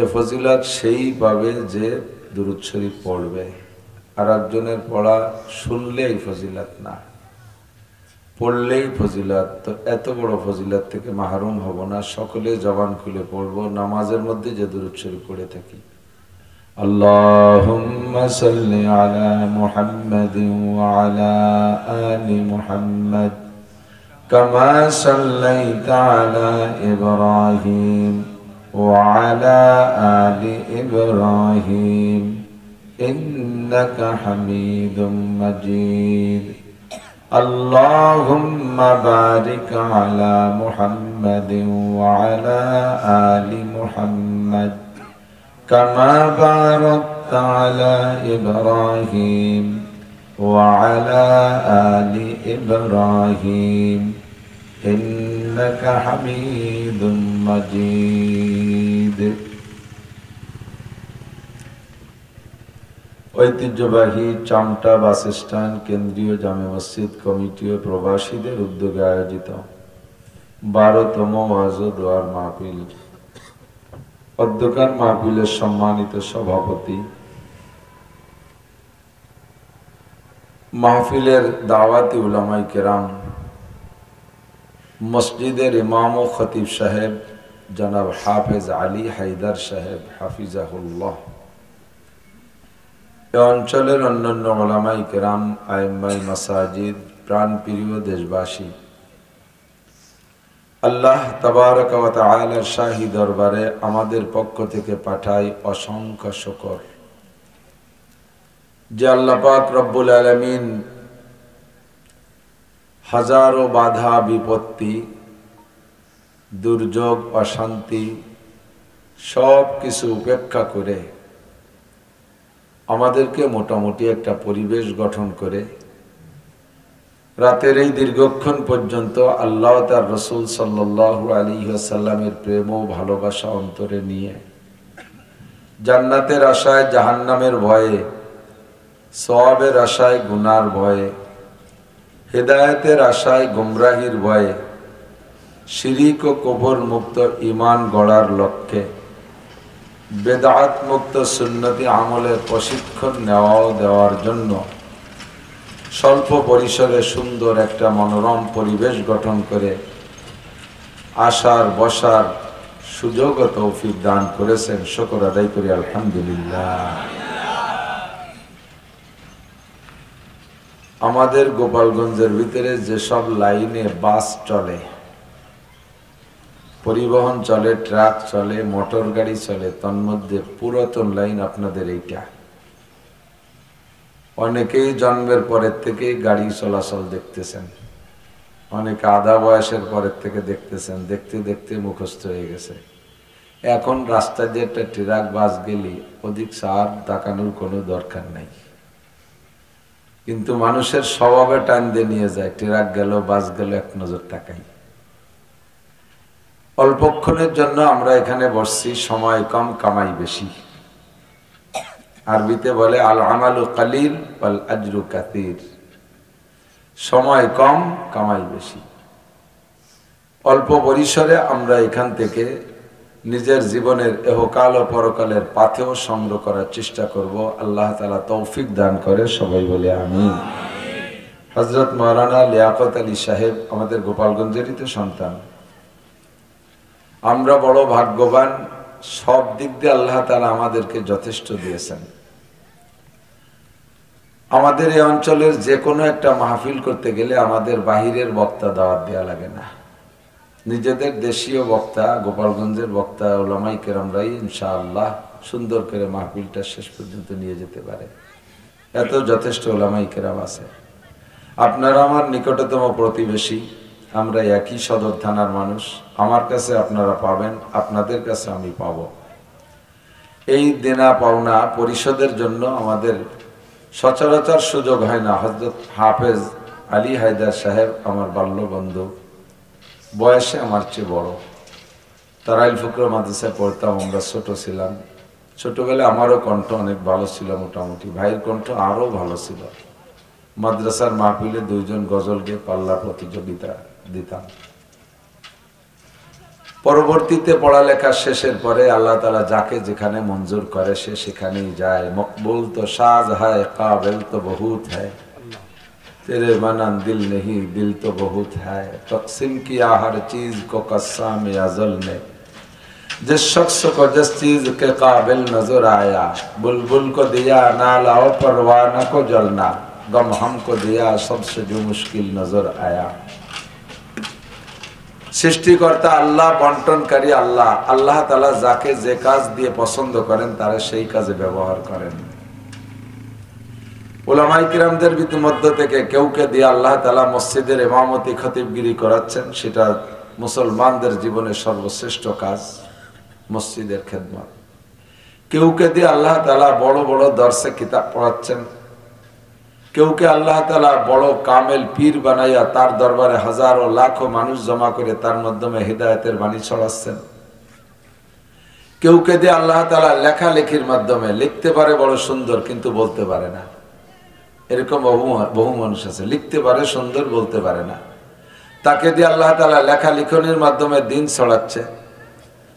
আবার আমাদের মতো কিছু মানুষকে আল্লাহ তাআলা মাঠে ময়দানে আপনাদের সাধারণ পাবলিকদেরকে ক্লাস করানোর জন্য মঞ্জুর করেছে। উলামায়ে কেরামের যত পরিশ্রমের কাজ আছে তার মধ্যে সবচেয়ে বেশি পরিশ্রমের কাজ এই মাঠে বয়ান করা।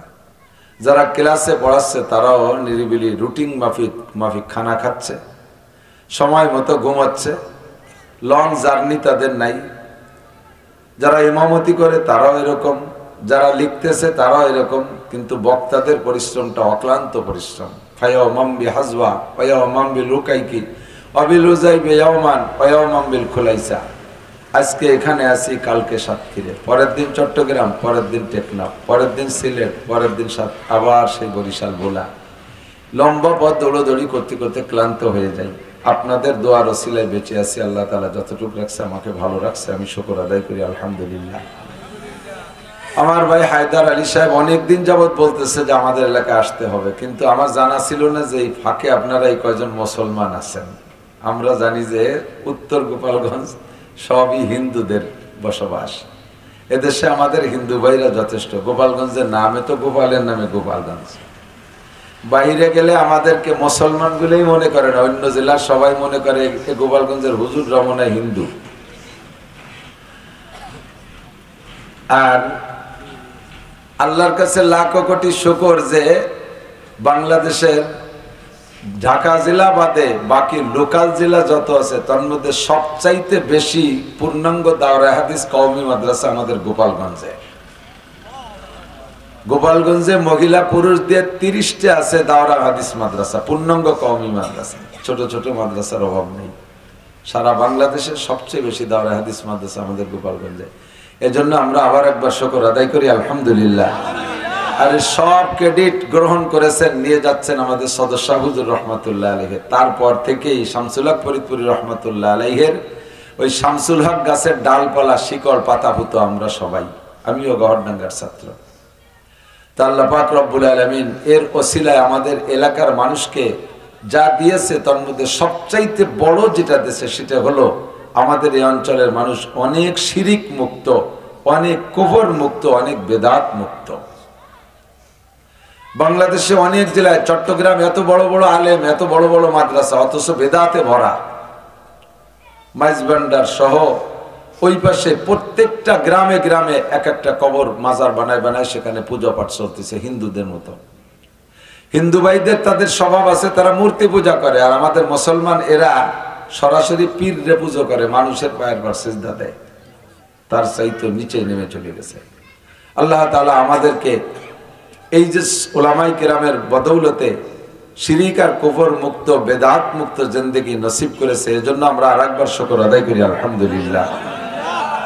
নড়াচড়া হবে না, ওই পাশে কথা বলে যারা তাকে ঠেকাইতে হবে। আমার ভাই একটা হাদিস পড়েছে সংক্ষিপ্ত, ওইটার পর একটা কথা এসে গেল, খুব খেয়াল। মজলিসু ফিকহিন খায়রুম মিন ইবাদাতি 60 সানা। ফিকা মানে আমরা বুঝি, ফিকা মানে চালাকি। তুমি ফিকা করো, বাংলায় কয় না ফিকা মকু দিয়ে কাটাই গেলে। তো ফিকার আসল তর্জমা হলো, ফিকা মানে বুঝা, সমঝ, জ্ঞান। সেখান থেকে শরিয়াতের মাসালাকে ফিকা বলে।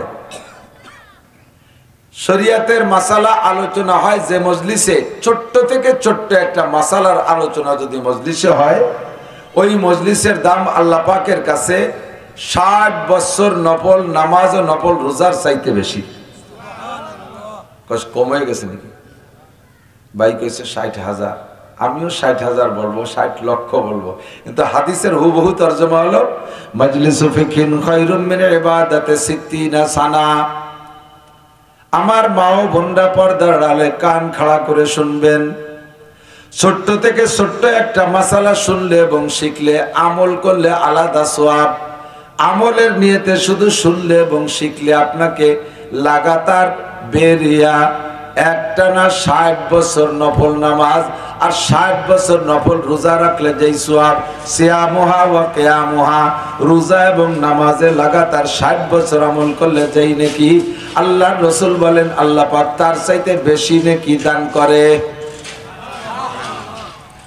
একবার জোরে বলেন অন্তর থেকে সুবহানাল্লাহ।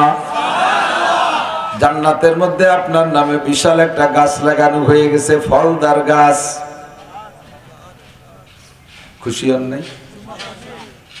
যদি কইতাম জান্নাতের মধ্যে না, দুনিয়ায় একবার সুবহানাল্লাহ করলে 1 প্যাকেট শেক সিগারেট দেবে, তাতে সবাই হয়তো আলহামদুলিল্লাহ বলতো।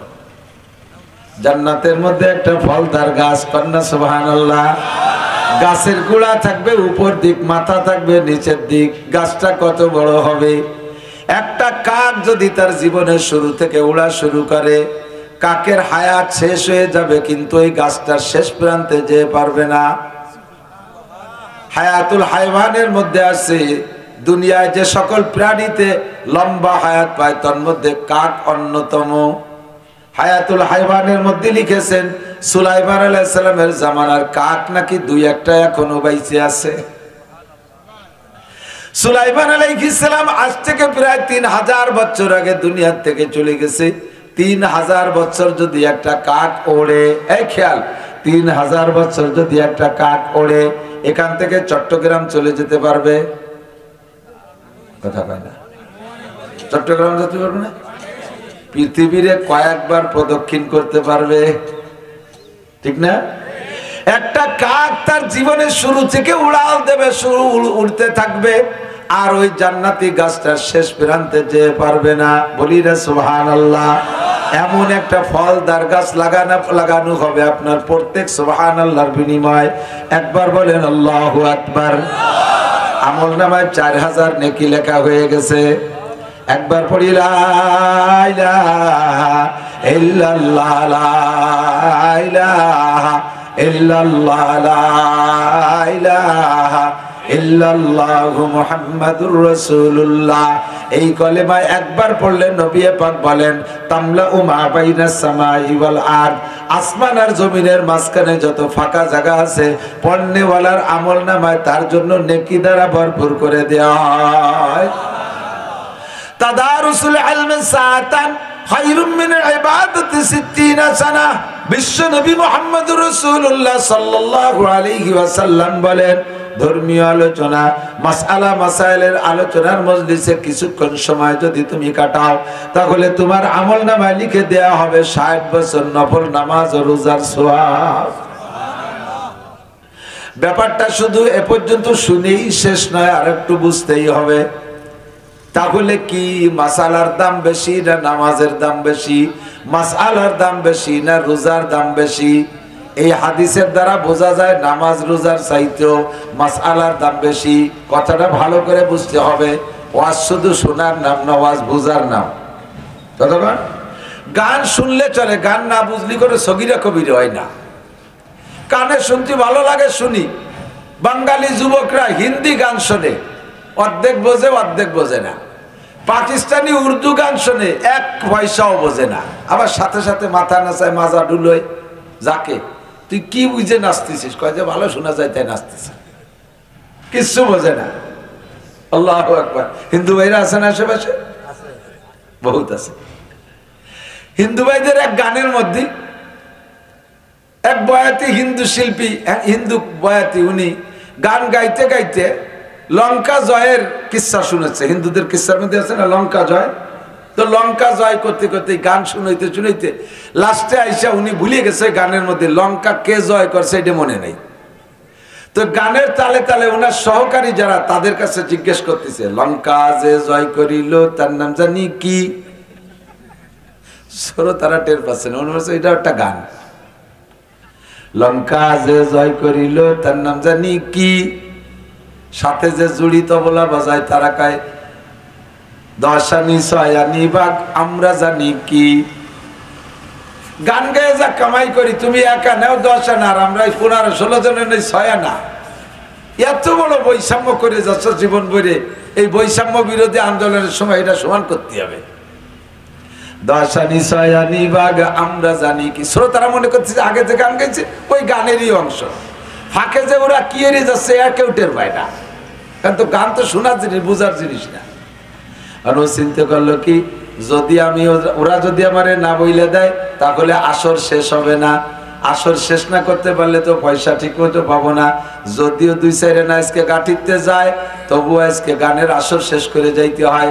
এজন্য ও গানের তালে তালে কয় আজ হইতে ভাগ হইবে সমানের সমান। ওরা কয় লঙ্কা জয় করিল বীর হনুমান। সুন্দর একটা গান গাইছে, লঙ্কা যে জয় করিল তার নাম জানি কি? দশানি ছয়ানি বাঘ আমরা জানি কি? আজ হইতে ভাগ হইবে সমানের সমান, লঙ্কা জয় করিল বীর হনুমান। ভিতরে ওরা ভাগাভাগি সাইজ করে নেছে, শ্রোতারা কচুও বোঝে নাই। গান শোনার জিনিস শুনতে ভালো লাগে শুনবেন, না শুনলে আপনার সগীরে কবিরে নাই। তবে ওয়াজ প্রত্যেকটা কথা বুঝে নিতে হবে। কতক্ষণ? ঘন্টা 2 বসে থাকলেন, লঙ্কার গানের মতো গান শুনে চলে গেলেন, কোনো ফায়দা নাই, বুঝে নিতে হবে। একটা মাসালা শুনলে আপনাকে 60 বছর নফল নামাজ ও নফল রোজার সওয়াব দেবে। ঘটনা কি? শরীয়তে এমন এমন মাসালা আছে, যে মাসালায় একটা মাসালা আপনার না জানা থাকার কারণে, একটা মাসালা না জানা থাকার কারণে সারা জীবনের আপনার ফরজ নামাজ নষ্ট হয়ে যাচ্ছে, ওয়াজিব নামাজ নষ্ট হয়ে যাচ্ছে, সুন্নাত নামাজ নষ্ট হয়ে যাচ্ছে। এক ওয়াক্ত নামাজ, ফরজ নামাজ যদি নষ্ট হয়ে যায়, না পড়লেও যে শাস্তি, আমার দিক, না পড়লেও যে শাস্তি, পড়ার পরও সেই শাস্তি। নামাজ পড়া না পড়লে এক ওয়াক্তের বিনিময়ে 230 কোটি 40 লক্ষ বছর জাহান্নামে পোড়া লাগবে। এক ওয়াক্ত নামাজ ছেড়ে দিলে 80 হুকবা জাহান্নাম। এক হুকবা সমান সমান 2 কোটি 88 লক্ষ বছর। এই 2 কোটি 88 লক্ষ বছর এক হুকবায়, এবার তারা 80 দিয়ে গুণ দেন, 230 কোটি 40 লক্ষ বছর বের হবে। এক ওয়াক্ত নামাজ না পড়লে 230 কোটি 40 লক্ষ বছর জাহান্নামে পড়তে হবে। আপনার একটা নামাজ, একটা মাসালা না জানা থাকার কারণে পড়া নামাজ যদি নষ্ট হয়ে যায়, তাও আপনাকে 230 কোটি 40 লক্ষ বছর জাহান্নামে পড়তে হবে।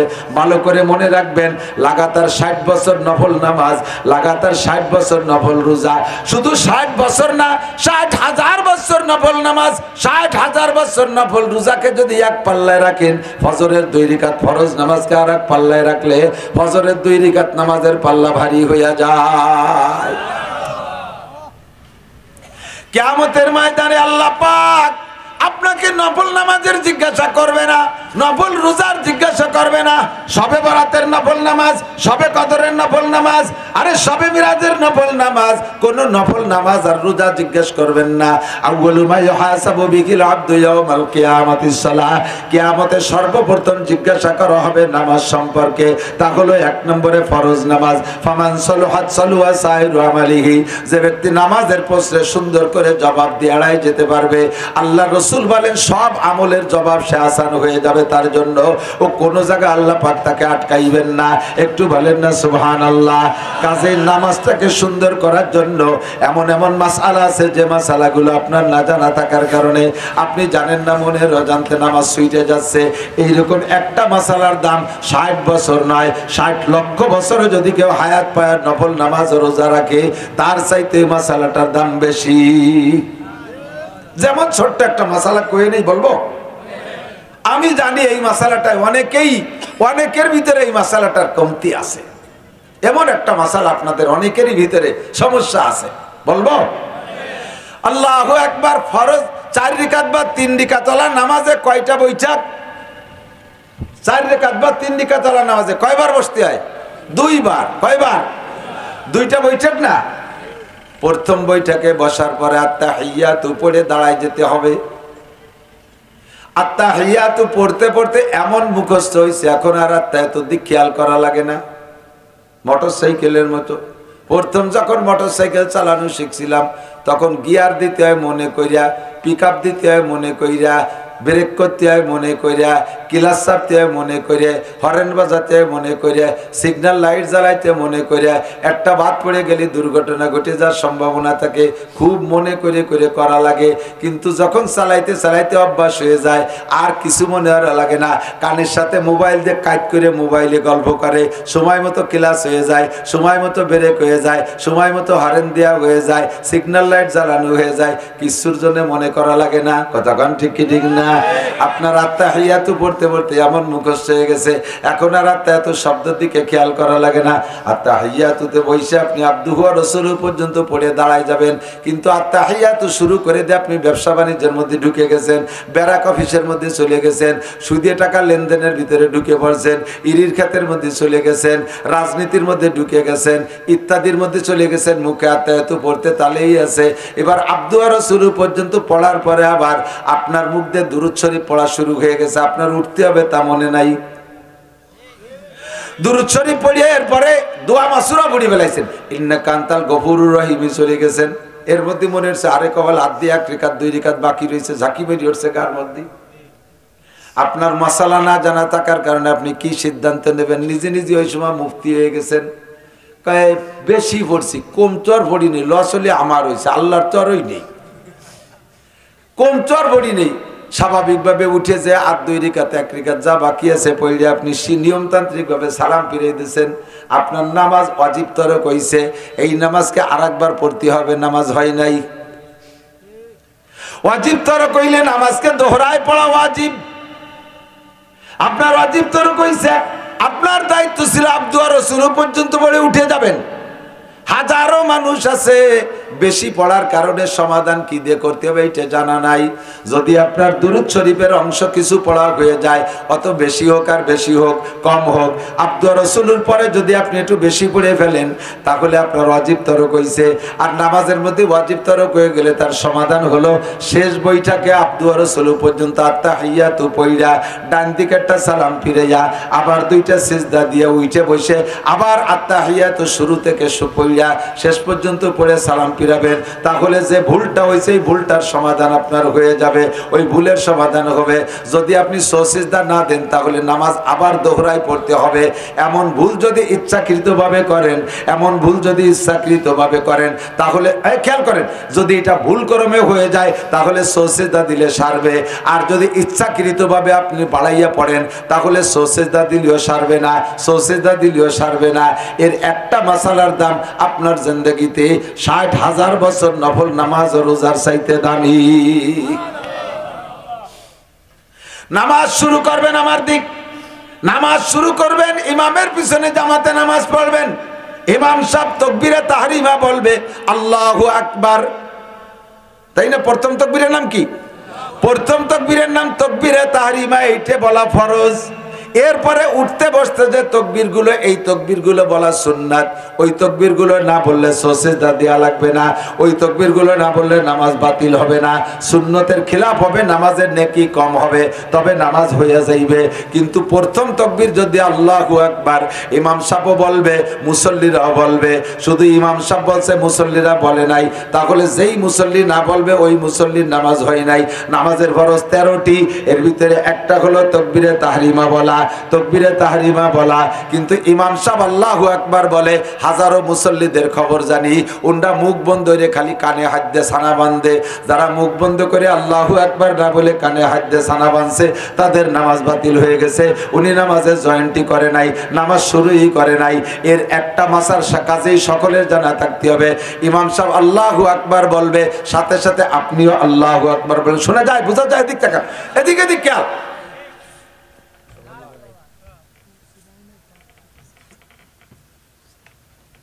এই ইমামের পিছনে যে আল্লাহু আকবার বলবেন, এই জায়গা খুব চিকুন একটা মায়ের আছে, বলি আমি অজার দিকে যাব। চিকুন একটা মায়ের, সেটা কি? ইমাম সাহেবের সুর ভালো, আওয়াজ ভালো, যাদের কণ্ঠ ভালো হয় তারা একটু টেনে টেনে পড়ে, তাকবীরটা সুন্দর করে টান দিয়ে বললে একটু শুনতে ভালো শোনা যায়।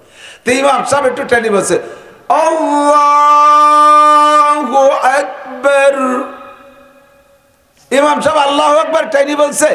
আপনার তারা তো টানা লাগতেছে না, ইমাম সাহেব আল্লাহ করে টানার ফাঁকে উনি আল্লাহু আকবার আকবার বলার আগে আপনি শটে মারি দিয়েছেন আল্লাহু আকবার। ইমাম সাহেবের আল্লাহু আকবারের র শেষ হওয়ার আগে যদি আপনার আল্লাহু আকবারের র শেষ হয়ে যায় তাহলে আপনার ওই নামাজে জয়েন্ট করা হয়নি।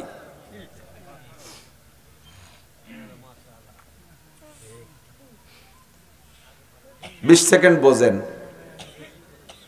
এমন অ্যাক্সিডেন্ট হয় কি হয় না? এর একটা মাসালার দাম 1 কোটি বছর নফল নামাজ আর রোজার চাইতে দামি। মাজলিসু ফিকিন খায়রুম মিন ইবাদাতি 60 সানা। কাজেই আপনার তাকবীর হতে হবে ইমাম সাহেবের তাকবীর শেষ হওয়ার পরে। ইমাম সাহেব টেনে বলুক, বলা হয়ে যাক আল্লাহু আকবার, বলার পরে তারপরে আপনি আল্লাহু আকবার বলবেন, তাহলে আপনার নামাজে জয়েন্ট হবে। আর একটা মাসালা না বলে পারতেছি না, বলবো? ইমাম সাহেব যে রুকুতি পাইছেন, কোন জায়গা? রুকুতি পাইছেন। এখন আপনি যদি ইমাম সাহেবের সাথে রুকুতি আপনি ইমামরে পেয়ে যান তাহলে এদিকে দিকে দিক ইম্পর্টেন্ট, ভেরি ভেরি ইম্পর্টেন্ট। আমি ওয়াজের দিকে যাব, মাসালা এসে গেছে, 2-4টে না করলে আমার খারাপ লাগতেছে। সারা রাত মাসআলার ওয়াজ হইলে মাহফিলটা যত দামি হবে, কিসসা কাহিনী ইত্যাদি ওয়াজে তার 1000 ভাগের 1 ভাগও দামি হবে না।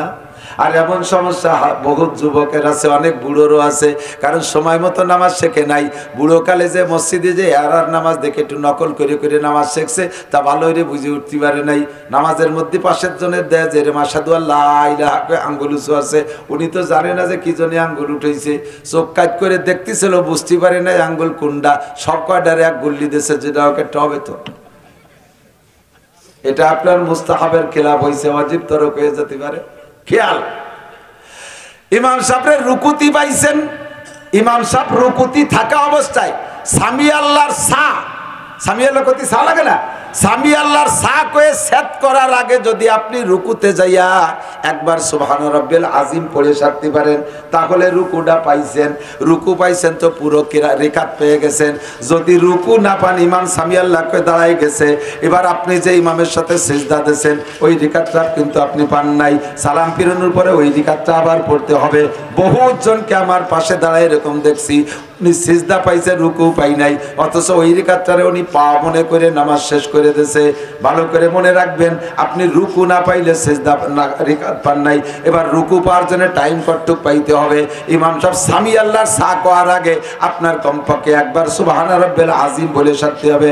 এবার ইমাম সাহেবরে যে দেখছেন মসজিদের রুকু দিয়া, আপনি তাড়াহুড়া করে গেছেন, ইমাম সাহেবরে পাইছেন রুকু দিয়া, আপনার কাজ কতগুলো বাকি রয়েছে? 2 নম্বরে নাওয়াইতুয়ান, নিয়ত বাকি রয়েছে না? নিয়ত করা ফরজ। নিয়ত করা কি? নামাজে নিয়ত করা ফরজ। আর নিয়ত বলতে আপনারা জানেন, নাইতু আনুসাল্লি লিল্লাহি তাআলা সালাসা আরবা খামসাতা সিত্তাতা সাবাতা সামানিয়াতা তিসাতা আশারা রাকাতার মুতাওয়াজ্জিহান ইলা জাদিল কাবাতি চারিবাতি ইক্তাদাইতু বিযাইলি ইমাম আল্লাহু আকবার। এই এত খানিক কইতে কইতে ইমাম সাহেবকে আপনার জন্য হইছে থাকবে ওই জায়গা, মিয়া আসো আমি আসছি এই জায়গা, তুমি ঘড়ি টুড়ি আসো, থাকবে বসে এই জায়গা। ইমাম সাহেব 3 বার হইলে দাঁড়াই যাবে। আপনার এখন নাওয়াইতুন রয়েছে, জাতু রয়েছে, আল্লাহু আকবার, কেবার সানা সুবহানাকা, এতটা ভর্তি ভর্তি ইমাম সাহেব দাঁড়াই যাবে। এই 3টে কাজই নরমাল সুন্নাত। নাওয়াইতুন জাতু পড়া সুন্নাত, যদি সময় পান নাওয়াইতুন পড়া। নাওয়াইতুন কিছুই না, আমি জীবনেও নাওয়াইতুন পড়ি না। যে ওক্তের নামাজ পড়ব বলে মনে সংকল্প করে গেছি, ওই মনের সংকল্পই নিয়ত, মুখে কিচ্ছু বলা লাগবে না, মুখে কিছু বলা লাগবে না। যদি বলতে চান আপনার বাংলা ভাষায় আপনি বলতে পারেন, জোহরের 4 রাকাত ফরজ নামাজ পড়তেছি, আল্লাহু আকবার, এই নিয়ত করে আপনি সানা বান্ধা এবার ইমামের সাথে জয়েন করবেন। সানা বান্ধার পরে আপনার সুবহানাকা আল্লাহুম্মা পড়া লাগবে না। কোনো মতে টাইনি টুনি আপনি ইমামের সাথে রুকুটা ধরতে পারেন নাকি সেই চেষ্টা করবেন, কারণ ইমামের পিছনে যদি ওই রাকাতটা পেয়ে যান, রুকু ধরতে পারেন, রাকাতটা পাইলেন, ওই রিকাতের দাম একাজে পড়বেন তার চাইতে 527 গুণ বেশি। এক রিকাতের দাম 527 রিকাত, কন্যা সুবহানাল্লাহ। যদি রুকু ধরতে না পারেন তাহলে রিকাতটা পরে একা পড়া লাগবে। এবার এক রিকাতে সওয়াব পাবেন, কাজেই রুকু ধরার চেষ্টা করবেন। যাইয়ে ইন্নিয়াজাতুর দরকার নাই, নাওয়াইতুয়ানের দরকার নাই, সানা সুবহানাকার দরকার নাই, যাইয়ে তাকবীর দিয়ে ইমামরে ধরবেন। এবার তাকবীর দিতে হবে 2টা, মাসালা আমার এ জায়গা, তাকবীর দিতে হবে 2টা। একটা হলো তাকবীরে তাহরিমা, আর একটা হলো রুকুতি জার তাকবীর। আপনি যদি এক তাকবীরে চলে যান আল্লাহু আকবার কইয়া, দাঁড়াইলে রুকু তাকবীর হয়ে গেল, রুকুর তাকবীর হয়ে গেল, এক তাকবীরে 2টা সারবেন, তা হবে না। আল্লাহু আকবার সাথে সাথে আল্লাহ দ্বিতীয় আল্লাহু আকবার করে রুকুতে যাবেন। রেকাতটা আপনার ধরা হয়ে গেল, রুকু ধরতে পারলেন। কথা কি বুঝে আসছে? এর এক একটা মাসালার দাম কোটি বছর নফল নামাজ ও রোজার চাইতে দামি। আর একটা মাসালা না বলে পারছি না, বলবো? আপনার শেষ বইটাকে সব পড়া হয়ে গেছে, নিজের নামাজ নিজে নিজে পড়তেছেন, তো একা একা পড়তেছেন। দোয়া মাসুরাও পড়া হয়ে গেছে, ইন্নাকান্তাল গফুর রহিমও পড়া হয়ে গেছে। এখন চুপ করে বসে রয়েছেন, নিজের নামাজ কিছুক্ষণ পরেই সালাম ফিরেই সব পড়া হয়ে গেছে, হাত দিয়ে বসে রয়েছেন। বেশ খানিক পরে আসসালামু আলাইকুম রহমতুল্লাহ, আসসালামু আলাইকুম রহমতুল্লাহ, এই দোয়া দুরুদ সব পড়ার পরে যদি সালাম ফিরানোর মাঝখানে এতটুক টাইম নষ্ট করেন, চুপ করে বসে থাকেন কিছু না পড়া, এতটুক টাইম, কতটুক টাইম? যার মধ্যে 3 বার পড়া যায় সুবহান রাব্বিল আযীম, সুবহান রাব্বিল আযীম, সুবহান রাব্বিল আযীম। এতটুক টাইম যদি অনর্থক বসে থাকেন, আপনার ওয়াজিব তরক হয়ে গেছে। ইচ্ছাকৃতভাবে যদি এই করেন তাহলে নামাজ বাতিল হয়ে গেছে, সজদায় কাম হবে না।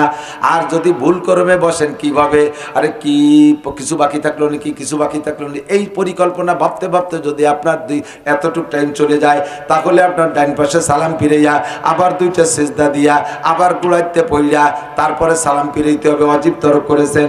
প্রত্যেক দুইটা আমলের মাঝখানে যদি এতটুক টাইম দেরি হয়ে যায়, আলহামদুলিল্লাহ সুরো পড়ি, এখন তালা সুরো তালাশ করে পাচ্ছেন না, কোনটা পড়বেন,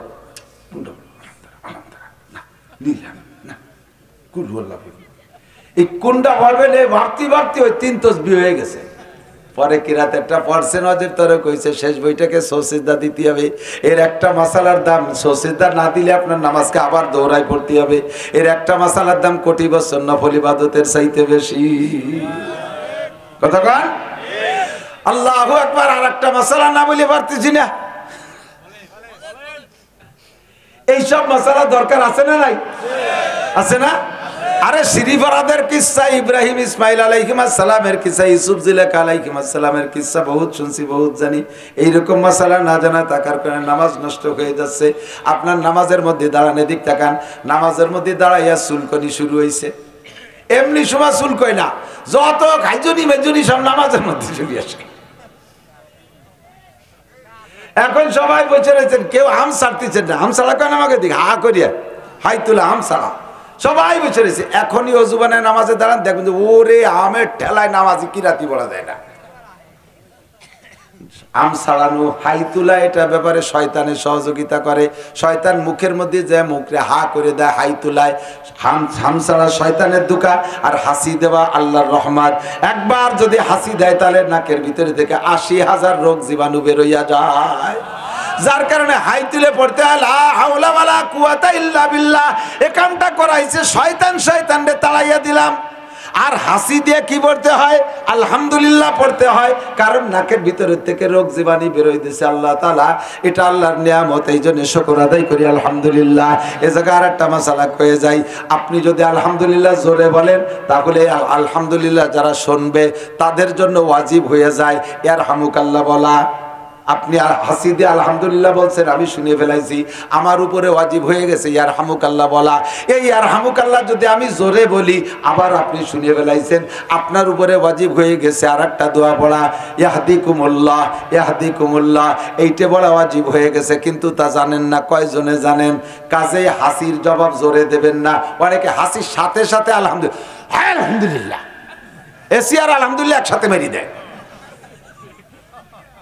সাথে আসতে পারছে 15-20 জনে শুনিয়ে ফেলায়, একজনের জবাব দেয়নি, ওয়াজিব তরক করাই ফেলাইছেন। হাসির জবাব আসতে দেবেন যাতে আর একজনের উপরে বোঝা চেপে না যায়। হাসি আল্লাহর রহমত, হাম ছাড়া শয়তানের দুকা। নামাজে দাঁড়ানোর পরে দুনিয়ার আগড় বাগড়, এখন মনটা বড় ফ্রেশ আছে, এমনি সময় চুপ করে থাকেন, অন্য অন্য কল্পনা মাথায় আসে, কিন্তু কোনো নোংরা কল্পনা মাথায় আসে না। নামাজে দাঁড়ানোর সাথে সাথে সব নোংরা কথাগুলো মাথার মধ্যে আসে। কোন মাইয়েরে কেমন দেখছিলেন, ইউটিউবে কি দেখছিলেন, ফেসবুকের মধ্যে কি দেখছিলেন, কোথায় কি করেছিলেন, সারা জীবনের যত নোংরা পচা কথাগুলো মাথার মধ্যে আসে। এমনি সময় বসে বসে চুল করছেন না, নামাজে দাঁড়াবেন দেখবেন দাড়ির মধ্যে শুরু হচ্ছে, কানের মধ্যে ফরফরায় উঠছে, এক করে ফিটির ওই কোনায় বিহা জায়গা খাই যাচ্ছে, ঠিক না? আল্লাহু আকবার বলে সানাবাইনদের রুকুতে যাওয়ার আগ পর্যন্ত একটা ফরজ, কিরাতের ফরজের টাইম ভালো করে বুঝে নেন। একটা ফরজ আদায় করার ভিতরে আপনি নামাজের হাত নির্দিষ্ট স্থান থেকে হাত সরাইয়া একটা ফরজ আদায় করার ভিতরে অন্য কাজ করলে একাধ্যে 2 বার করতে পারবেন। কয়বার? 2 বার করতে পারবেন। 3 বার করার সাথে সাথে নামাজ ছুটে গেছে। আর একটা কাজ যদি 2 হাত দিয়ে করেন, একবার করলেই নামাজ বাতিল। যেমন নামাজের মধ্যে টুপি পড়ে গেছে, টুপি পড়ে গেছে, টুপিটারে 2 হাত দিয়ে ধরে টাইট করে ধরতেছে, তোমার কাম হবে না, ফিরে গোড়াতে শুরু করতে হবে। নামাজের মধ্যে লুঙ্গি খুলে গেছে, সুবহানাল্লাহ, নামাজের মধ্যে খুলতেই পারে। নামাজের মধ্যে লুঙ্গি খুলে গেছে, লুঙ্গি কি এক হাত দিয়ে ভরা যায়? লুঙ্গি 2 হাত দিয়ে ভরতে হয় না। এখন 2 হাত দিয়ে লুঙ্গি ভরতে গেলে তো 2 হাত ব্যবহার করলে একবারেই নামাজ বাতিল হয়ে যায়, নামাজ ছুটে যায়। তাহলে কি আর হুজুর, তাহলে কি লুঙ্গি পরিয়েই যাবে, আমি ন্যাংটাই নামাজ পড়বো নাকি? এদিকে দুই হাতে লুঙ্গি বললে নামাজ ছুটে যায়, আবার লুঙ্গি পড়িয়ে গেলে ল্যাংটা হয়ে গেলে নামাজ ছুটে যায়, করবো কি? কয় না, তুমি লুঙ্গি পড়বা দুই হাত দিয়ে। যবে 4 রিকাতলা নামাজ যদি হয়, 2 রিকাত পড়ার পরে যদি আপনার লুঙ্গি খুলে গেছে, 2 হাত দিয়ে সুন্দর করে লুঙ্গি পইরা আবার ওই জায়গায় ইমামের পিছনে শুরু করবেন আল্লাহু আকবার। আগের 2 রিকাত বাতিল হয়ে গেছে, আর পাইছেন ইমামের পিছনে 2 রিকাত, সালাম পিরানোর পরে উঠে দাঁড়াইয়া আর 2 রিকাত পড়ে নেবেন। কেমন যেন আপনি 2 রিকাতই পাইছেন ইমামের পিছনে। মশালা বোঝা গেছে? কথাক্ষণ বোঝা গেছে? অনেকে নিজে নিজে ফতোয়া দেয়, আরে লুঙ্গি পরাও ফরজ, আবার সানা বান্ধাও, সব কিছু ঠিক রাখা ফরজ, কাজেই লুঙ্গি ভর্তি হবে, লুঙ্গি বললেই নামাজ ছুটবে না, নিজে নিজে ফতোয়া তৈরি করে। এই ফতোয়ার দ্বারা জিন্দেগিতে বহুত নামাজ ছুইটা গেছে। মহিলা নামাজে দাঁড়াইছে, এদিক তাকান খেয়াল করেন, মহিলাকে একটা দূরে কয়ে নেই, মহিলা নামাজে দাঁড়াইছে টন্না সুন্দর করে লাগাইয়া, কিন্তু ফ্যান চালাই দিয়ে দাঁড়াইছে, অথবা যে কোনো কারণে মাথা থেকে কাপড় সরে গেছে, মাথা একটা অঙ্গ, মাথার চুল আলাদা একটা অঙ্গ, লম্বা চুলের যদি অর্ধেকের বেশি কাপড়ের বাহিরে বের হইয়া 3 তসবিহ পরিমাণ টাইম খোলা থাকে, সুবহান রাব্বিল আযীম, সুবহান রাব্বিল আযীম, সুবহান রাব্বিল আযীম, এই পড়তে যতটুক টাইম থাকে লাগে, একটা অঙ্গের অর্ধেকের বেশি খুলে যদি মহিলা পুরুষের, মহিলাদের বিশেষ করে একটা অঙ্গের যদি অর্ধেকের বেশি খুলে নামাজের ভিতরে বাইনা কাপড়ের বাইরে থাকে, নামাজ বাতিল হয়ে যায়, নামাজ হবে না। মহিলা নামাজ পড়তে তাহিয়াতুতে বসছে, 2 বছরের বাচ্চা একটা দৌড়াইতে দৌড়াইতে এসে মারে বসা পাইয়া দুধ খাওয়ার নেশায় ওরে শয়তানে ধাক্কাইছে, যাইয়ে মার গায়ের কাপড় টান দিয়ে ফেলাইতে দুধ খাওয়া শুরু করে দিছে, গায়ের এক অংশ খুলে ফেলাইছে, মহিলার নামাজ বাতিল হয়ে গেছে। বাচ্চারে সরাই তুইয়ে বা দুধ খাওয়াইয়া তারে ফাইনাল করে দিয়ে আবার নতুন করে নামাজ পড়তে হবে। যুবক যারা অনেক সময় নামাজ পড়ো দেখি, প্যান্ট পরছো আর গেঞ্জি পরছো, প্যান্টটা যে সাইজের, গেঞ্জি যে সাইজের, দাঁড়ানো অবস্থায় প্যান্টের মুখ আর গেঞ্জির মুখ সমান সমান, তাতে মোটামুটি খাড়ানো অবস্থায় 70 টাকা আছে। যখনই রুকুতে গেছো টান খাইয়া গেঞ্জিটা এই দিক সরে চলে আইছে, প্যান্টটা খানিক ওই দিক সরে চলে গেছে, পাছার 2 গিরে বার হয়ে গেছে। এরম পাশা দেখছেন না? দেখেন নাই? দেখছেন না? তুমি রুকুতে মাফিয়ে 3 তসবিহ পরিমাণ ল্যাংটা হয়ে রইছো। 70 টাকা ফরজ, পুরুষের 70 নাভির উপর থেকে নিয়ে হাঁটুর নিচ পর্যন্ত, এইটুক এর নাভির এপাশ ওপাশ, হাঁটুর এপাশ ওপাশ, পুরো এইটুক সম্পূর্ণ ঢেকে রাখা ফরজ। গায়ের উপরে, নাভির উপরে গায়ে কিছু নাই, তাও নামাজ হবে। হাঁটুর নিচে কিছু নাই, তাও নামাজ হবে। তবে নাভির উপরে থেকে হাঁটুর নিচ পর্যন্ত এইটুক হলো মূল সতর। এর থেকে যদি 1 ইঞ্চি পরিমাণও বেরোইয়া 3 তসবিহ পরিমাণ টাইম নামাজের মধ্যে খোলা থাকে, তাহলে নামাজ বাতিল হয়ে যাবে। তুমি রুকুর মধ্যে 3 তসবিহ, সিজদার মধ্যে 3 তসবিহ, পাছার এই জায়গা থেকে গেঞ্জি আর প্যান্ট সরিয়ে যে খানিক বেরোয় থাকতেছে, আবার তুমি নামাজ পড়ে যাচ্ছ, খোদার কসম নামাজ হবে না। এই মাসালাটা আজকে শুনে নিলে 1000 বছর, 1 লক্ষ বছর নফল ইবাদতের চাইতে বেশি দামি। আবার এদিক থেকে আর একটা মাসালা কয়ে যাই, নামাজটাকে ঠিক করে তুই আল্লাহ, নামাজের মধ্যে মোবাইল পকেটে রিংটন বন্ধ করতে মনে নাই? অ্যাক্সিডেন্ট হয় কি হয় না? ইমাম নামাজে দাঁড়ায় গেছে, রুকুতে যাবে যাবে ভাব, কিরাতের ভাবে বুঝতেছি, ওযু বানায় এবার মোবাইল বন্ধ করতে সময় পাই নাই, মনে নাই যে নামাজে দাঁড়ায় গেছেন। ইমাম সাহেব সূরা ফাতিহা পড়ে, আলহামদুলিল্লাহি রাব্বিল আলামিন আর রহমানির রহিম মালিক ইয়াউমিদ্দিন। ইমাম সাহেব মুসলমানদের জাতীয় সঙ্গীত পড়ে, আর আপনার মোবাইলের ভিতরে বাংলাদেশের জাতীয় সঙ্গীত রিংটোন দেয়া, আমার সোনার বাংলা আমি তোমায় ভালোবাসি। মুসল্লি বুড়ো বুড়ো 3-4 জন, ওরা সানারে এরকম বান্দা তুই এবার বক্সিং তৈরি হয়ে ফেলাইছে। সালাম ফিরতি যে দেরি, ওর সোনার বাংলা যে হাইতে যায় সে হিন্দে দেব মনে মনে। ওদিকে যে রিং দিয়েছে সে তো জানেন না আপনি নামাজে একের পর এক রিং দিয়েই যাচ্ছে, একের পর এক রিং দিয়েই যাচ্ছে, আপনার গা ফুলে উঠতেছে ভয়তে, মুসল্লিরা মেজাজ গরম হচ্ছে, ইমাম সাহেব কিরাত ভুল করে ফেলতেছে। এই মুহূর্তে আপনি করবেন কি? আপনার জাতীয় সঙ্গীত চলবে আর ইমাম সাহেবের জাতীয় সঙ্গীত চলবে, দুইটা একসাথে চলবে না, একটা বন্ধ করতে হবে। আর ইমামের কিরাত বন্ধ করা যাবে না, সে তো চলতেই থাকবে। আপনার মোবাইল বন্ধ করতে হবে। আপনাকে মোবাইল বন্ধ করার অনুমতি শরীয়ত শরীয়তে দিয়েছে। তাহলে তার পরিমাণ কত? একটা কিরাত শেষ হওয়ার আগে এক ফরজ আদায় করার ভিতরে আপনি 2 বার মোবাইল বন্ধ করতে পারবেন, 2 বার মোবাইল বন্ধ করতে পারবেন। তবে প্রত্যেকবার মোবাইল বন্ধ করার জন্য টাইমের খেয়াল রাখবেন, যেন 3 তসবির চাইতে বেশি টাইম না হয়, 3 তসবির কম টাইমের ভিতরে। একবার বন্ধ করতে যে যদি এবার আপনার প্যান্টের ফাঁসার পিছনের প্যান্টে ওই জায়গা মোবাইলের তামটে টাইনি বেরোতেই পারতেছে না, টাইনিয়ে বেরোতে ইমাম সাহেব কিরাত শেষ করে রুকুতি চলে গেছে।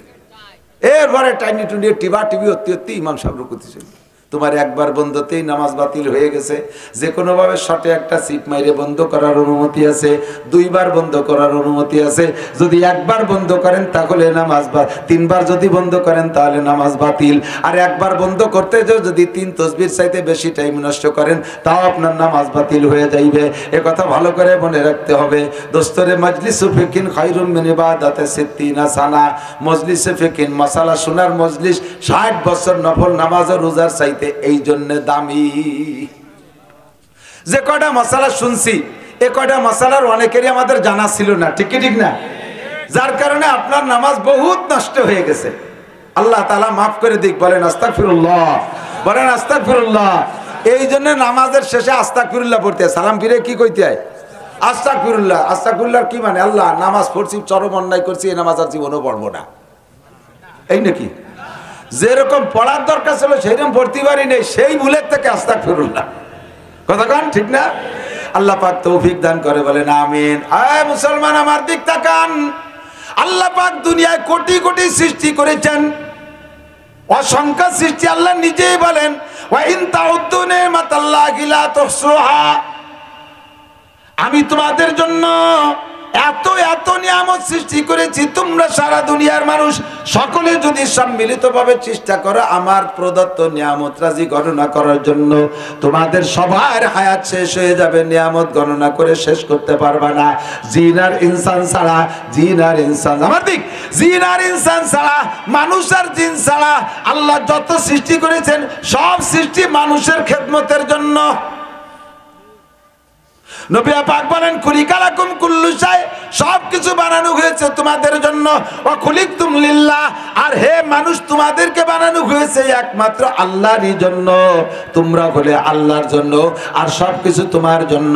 সূর্য বানাইছে তোমারে লাইট দেওয়ার জন্য, চন্দ্র বানাইছে তোমারে আলো দেওয়ার জন্য, তারকা বানাইছে তোমার খেদমতের জন্য। আরে মানুষ যে দুনিয়ার যত সৃষ্টি বানাই, মাছ বানাইছে তোমার জন্য, গাছ বানাইছে তোমার জন্য, ফল বানাইছে তোমার জন্য, মোরগ মুরগি তোমার জন্য, গরু ছাগল তোমার জন্য, হাঁস মুরগি তোমার জন্য। এমন করে বলতে থাকলে সারা দুনিয়ার মানুষ সবাই মিলে বলল আল্লাহর নিয়ামত বলে শেষ করা যাবে না। আল্লাহ কয় সব বানাইছি তোমার জন্য, তোমারে বানাইছি আমার জন্য। ও বান্দা, অন্য অন্য যত প্রাণী আছে তারা নিজেরা নিজেরা যত অন্যায় করুক না কেন, দুনিয়াও তাদের বিচার নাই, দুনিয়া তাদের বিচার নাই। আমার দিক তাকান। আরে কুত্তই কুত্ত মারে, মারে না? এর জন্য কি কোন কুত্তর নামে আমাকে গোপালগঞ্জ কোর্টে মামলা আছে? বৈতলির কুত্তরে, সাতপাড়ের কুত্তর মারছে, জোড়া মার কেস হয়ে গেছে। সেই জায়গা এখন এই কুত্ত দাবড়ায় ধরতেছে পুলিশ। শুনছে নি করে বাগে বাগে মারামারি করে, দুনিয়ায় তাদের বিচার নাই। গরুতে গরুতে মারামারি করে, দুনিয়ায় তাদের বিচার নাই। আখেরাতে তাদের বিচার আছে, আখেরাতে তাদের বিচার আছে।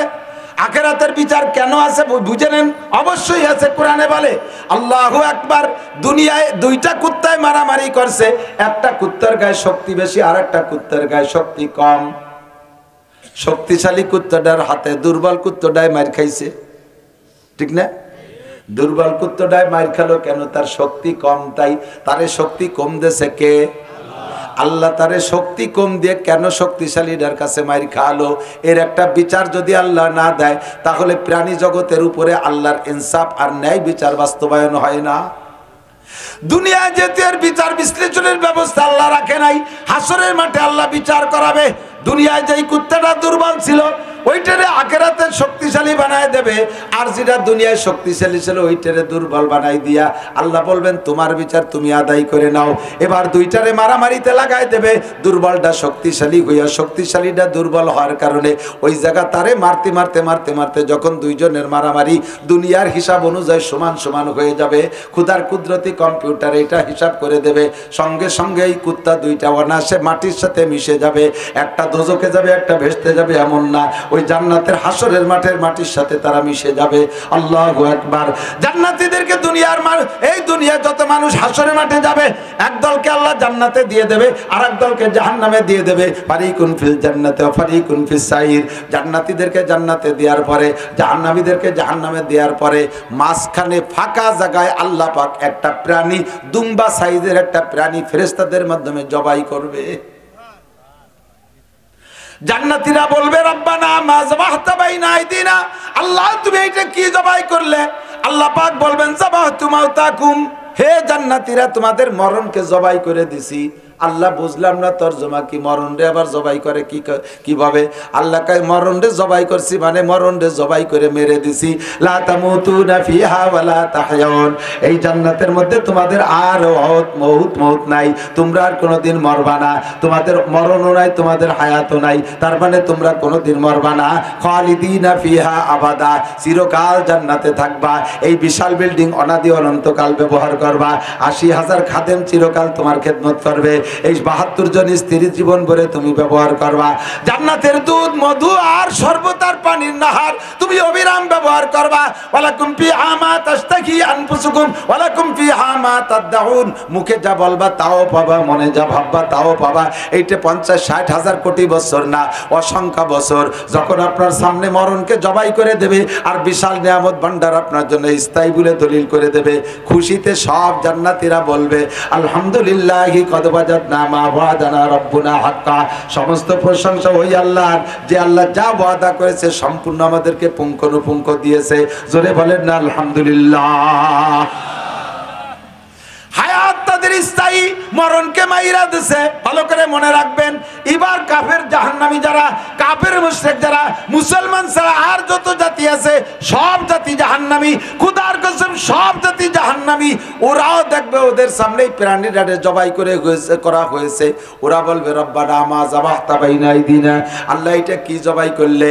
আল্লাহ পাক বলবেন যাবাহতু মাউতাকুম, তোমাদের মরণকে জবাই করে দিছি, তোমাদের কোনোদিন আর মরণ হবে না। এই জাহান্নামের ভিতরে ফি নারি জাহান্নামা খালিদিনা ফিহা আবাদা, অনাদি অনন্তকাল থাকবা। তখন জাহান্নামীরা চিল্লাইতে থাকবে, চিৎকার মারতে থাকবে। ইতিমধ্যে জান্নাত আর জাহান্নামের মাঝখানে ওই কুত্তা দুটেরে মারামারিতে লাগাই দেবে, মনে আছে? ওই কুত্তা দুটেরে মারামারিতে লাগাই দেবে। ষাঁড় যে দুটে মারামারি করে দুনিয়া হার জিত হয়েছিল, উল্টো করে ওখানে লাগাই দেবে। দুইটা বাঘে মারামারি করে একটা ঠকছিল, দুনিয়া একটা জিতছিল, ওই দুটেরে উল্টো করে আবার ওখানে লাগাই দেবে। এমন করে দুনিয়ায় যত প্রাণী মারামারি কইরা একে অপরকে দুনিয়ায় মারছে, আখিরাতে যে তাদেরকে ওখানে মারামারি লাগাই দেবে। সব প্রাণীগুলো মারামারি করতে করতে করতে করতে যখন বিচার সমান সমান হয়ে যাবে, তখন তারা মাটির সাথে মিশে যাবে। মাটির সাথে মিশে যাবে, জাহান্নামীরা দেখে তখন চিৎকার মেরে বলবে। সূরা নাবার শেষ আয়াত আল্লাহ পাক বলেন ওয়া ইয়াকুলুল কাফিরু ইয়া লাইতানি কুনতু তুরাবা, ওয়া ইয়াকুলুল কাফিরু ইয়া লাইতানি কুনতু তুরাবা। জাহান্নামীরা, কাফেররা জাহান্নামের মধ্যে থেকে ওইটা দেখে বলবে আয় আমাদের কপাল পোড়া, আয় আমাদের বদনসিব। দুনিয়ায় যদি মানুষ হিসেবে না যে যদি এই শিয়াল কুত্ত হয়েও যাইতাম, মারামারি যা কিছু দুনিয়ায় করতাম, এই জায়গায় এখন মারামারি করতে করতে মাটি হয়ে যেতাম, আমাদের আর জাহান্নামের সাজা শাস্তি ভোগ করা লাগতো না। এই বলে তারা চিৎকার মারতে থাকবে আর বলবে আর বলতে থাকবে রব্বানা আখরিজনা মিনহা ফাইন উদনা ফাইন্না যালিমুন। আয় আল্লাহ, যে অন্যায় করে দুনিয়া থেকে আজকে স্থায়ীভাবে জাহান্নামী হয়েছি, মালিক তুমি আর একটা বার দুনিয়ায় পাঠাইয়া দাও, আর একটা বার দুনিয়ায় পাঠাইয়া দাও। রব্বানা আখরিজনা মিনহা, আর একটা বার দুনিয়ায় পাঠাইয়া দাও। ওয়াইন ফাইন উদনা ফাইন্না যালিমুন। পরবর্তীতে যদি এই অন্যায় করি তাহলে জালেম সাব্যস্ত করে যে বিচার করবা কোনো অভিযোগ করব না, আর একটা বার তুমি দুনিয়ায় পাঠাইয়া দাও। এরকম করে চিৎকার মারবে আর ডাকতে থাকবে একটানা ৭০ লক্ষ বছর। ৭০ লক্ষ বছরের মধ্যে আল্লাহ পাক কোনো জবাব দেবে না। যুবক পাগলামি করিস না, শোন, কান খাড়া কর। জাহান্নামে যদি একবার স্থায়ী ঠিকানা বানায় দেওয়া হয়, এমন করে চিল্লাইবি আর বলবি রব্বানা আখরিজনা মিনহা, আল্লাহ তুমি আর একটা বার দুনিয়া থেকে বের করে দাও। 70 লক্ষ বছর পর্যন্ত চিল্লানোর পরে আল্লাহ একটা জবাব দেবে। ভাবছেন যে জবাবটা পক্ষে হবে? জবাবটা কি দেবে শুনলে আপনার এখনই মাথা গরম হবে। আল্লাহ পাক বলবেন ইকসাউ ফিহা ওয়ালা তুকাল্লিমুন, ইকসাউ ফিহা ওয়ালা তুকাল্লিমুন, চুপ পড়ে থাক, আমার সাথে কোনো কথা হবে না। লা তুকাল্লিমুনি, আমার সাথে কোনো কথাই বলবি না। আলাম ইয়াতিকুম নাযীর, দুনিয়ায় থাকতে কি তোর কাছে কোনো নবী রাসূল যায় নাই, কোনো উলামায়ে কিরাম যায় নাই, কলেমার দাওয়াত কি তোরে দেয় নাই, নামাজের দাওয়াত কি দেয় নাই, এই কিসসাগুলো কি তোরে শোনায় নাই? আলাম ইয়াতিকুম নাযীর, কোনো ভীতি প্রদর্শক কি তোর কাছে যায় নাই? তখন আপনিও জায়গা স্বীকার করতে পারবেন না, আল্লাহর সামনে অ্যারেস্ট, বলতে বাধ্য হবেন ক্বালু বালা কদ জাআনা নাযীর, আল্লাহ অবশ্যই আমাদের কাছে এসেছিল, আমাদের কাছে এসেছিল। ফাকাদ্দাবনা ওয়া কুলনা মা নাযালাল্লাহু মিন শাইই, বললে ওয়ালাদেরকে বলতাম তোমরা সব বানায় বানায় বলো, এগুলো আল্লাহর কথা না। আল্লাহ বলতে কেউ নাই, আখিরাত বলতে কেউ নাই, জাহান্নাম বলতে কিছু নাই, জান্নাত বলতে কিছু নাই, এইগুলো তোমরা অস্বীকার করতা, এইগুলো আমরা অস্বীকার করতাম। আল্লাহ গলাবাত আলাইনা শিকওয়াতুনা ওয়া কুননা কওমান দাল্লিন, আমাদের কপাল, আমাদের দুর্ভাগ্য আমাদের উপরে প্রাধান্য লাভ করেছে, যার কারণে আজকে জাহান্নামে তুমি আর একটা বার পাঠায় দাও। আবার চিল্লাইবে 70 লক্ষ বছর, এরপরে আবার জবাব দেবে ইকসাউ ফিহা, পড়ে থাক, এর ভিতরে কোনোদিন আমার সাথে কথা বলবি না। ও মুসলমান, আমার সোনা ছোট বাচ্চারা, পাগলামি করিস না, একটু শোন, একটু বোঝ। দাস্তা বাকারাত গর্ষে বাসা ছাড়ে মার, আল্লাহর সামনে কিন্তু যাইতেই হবে, জবাব কিন্তু দিতেই হবে। কথা বলেন ঠিক কি ঠিক না? অন্য কোনো প্রাণীকে আল্লাহ তাআলা মিজানের পাল্লায় হিসাব নিকাশ নেবেন না, অন্য কোনো প্রাণীকে আল্লাহ তাআলা এমন করে 4টি ইমিগ্রেশন নেবেন না। এদিক থেকে ইমিগ্রেশন, বিমানে যারা উঠছেন তারা জানেন ইমিগ্রেশন সম্পর্কে। বিমানে উঠার আগে, এয়ারপোর্টে ঢোকার থেকে নিয়ে বিমানে উঠার আগে 4টে চেকপোস্ট আছে, তার নাম হলো ইমিগ্রেশন। 1 নম্বর ইমিগ্রেশনে যদি আপনি বিদেশে যাইতে চান তাহলে পাসপোর্ট ইমিগ্রেশন, আপনার পাসপোর্ট আছে কিনা, ঠিক আছে কিনা এটা দেখবে। 2 নম্বর ইমিগ্রেশন আপনার টিকিট ঠিক আছে কিনা। 3 নম্বর ইমিগ্রেশন আপনার মালামাল জানেছেন ওর মধ্যে অবৈধ কিছু আছে কিনা, লাগেজ ব্যাগেজ এইগুলো দেখবে। 4 নম্বর ইমিগ্রেশন আপনার বডি চেক হবে। অনেকে নাকি পেটের মধ্যে সোনা খাইয়ে এনে বাংলাদেশে এসে পায়খানা করে তাই বেঁচে। এই আকাম করছো কিনা পেটের মধ্যে, এই জন্য বডি ইমিগ্রেশন। আমি কয়েক বছর আগে এই আওয়ামী লীগের এই নির্বাচনের আগের নির্বাচনের সময় বাংলাদেশে ওয়াজ বন্ধ হয়ে দিয়েছে, তো চিন্তা করলাম যে কয়েকদিন যখন সুযোগ পাইছি আর বিদেশের থেকে চান্স একটা পাইলাম মালয়েশিয়া যাওয়ার মাহফিলের দাওয়াতে, তো মালয়েশিয়া যাবো বলে সব কিছু ওকে করে চলে গেছি। ব্যাগের সেগেজ তো তেমন কিছু নিয়েছে, হ্যান্ড ব্যাগে 3 দিনের সফর। তো ঢুকছি, ব্যাগেও কোনো সমস্যা নাই, পাসপোর্টের সমস্যা নাই, টিকিটের সমস্যা নাই, 3 ইমিগ্রেশনে পাস। বডি ইমিগ্রেশনে ধরা পড়ে গেছি। যারা ইমিগ্রেশন করে সবই আমার স্রোত, আমার চেনে। মেশিনের মধ্যে দাঁড়াইলেই ক্রিং ক্রিং করে ওঠে, লাল বাতি জ্বলে। আনুরা এক এক করে পকেট টুকায়, এদিক টুকায় সেদিক টুকায়, কোনো জায়গা কিছু পায় না।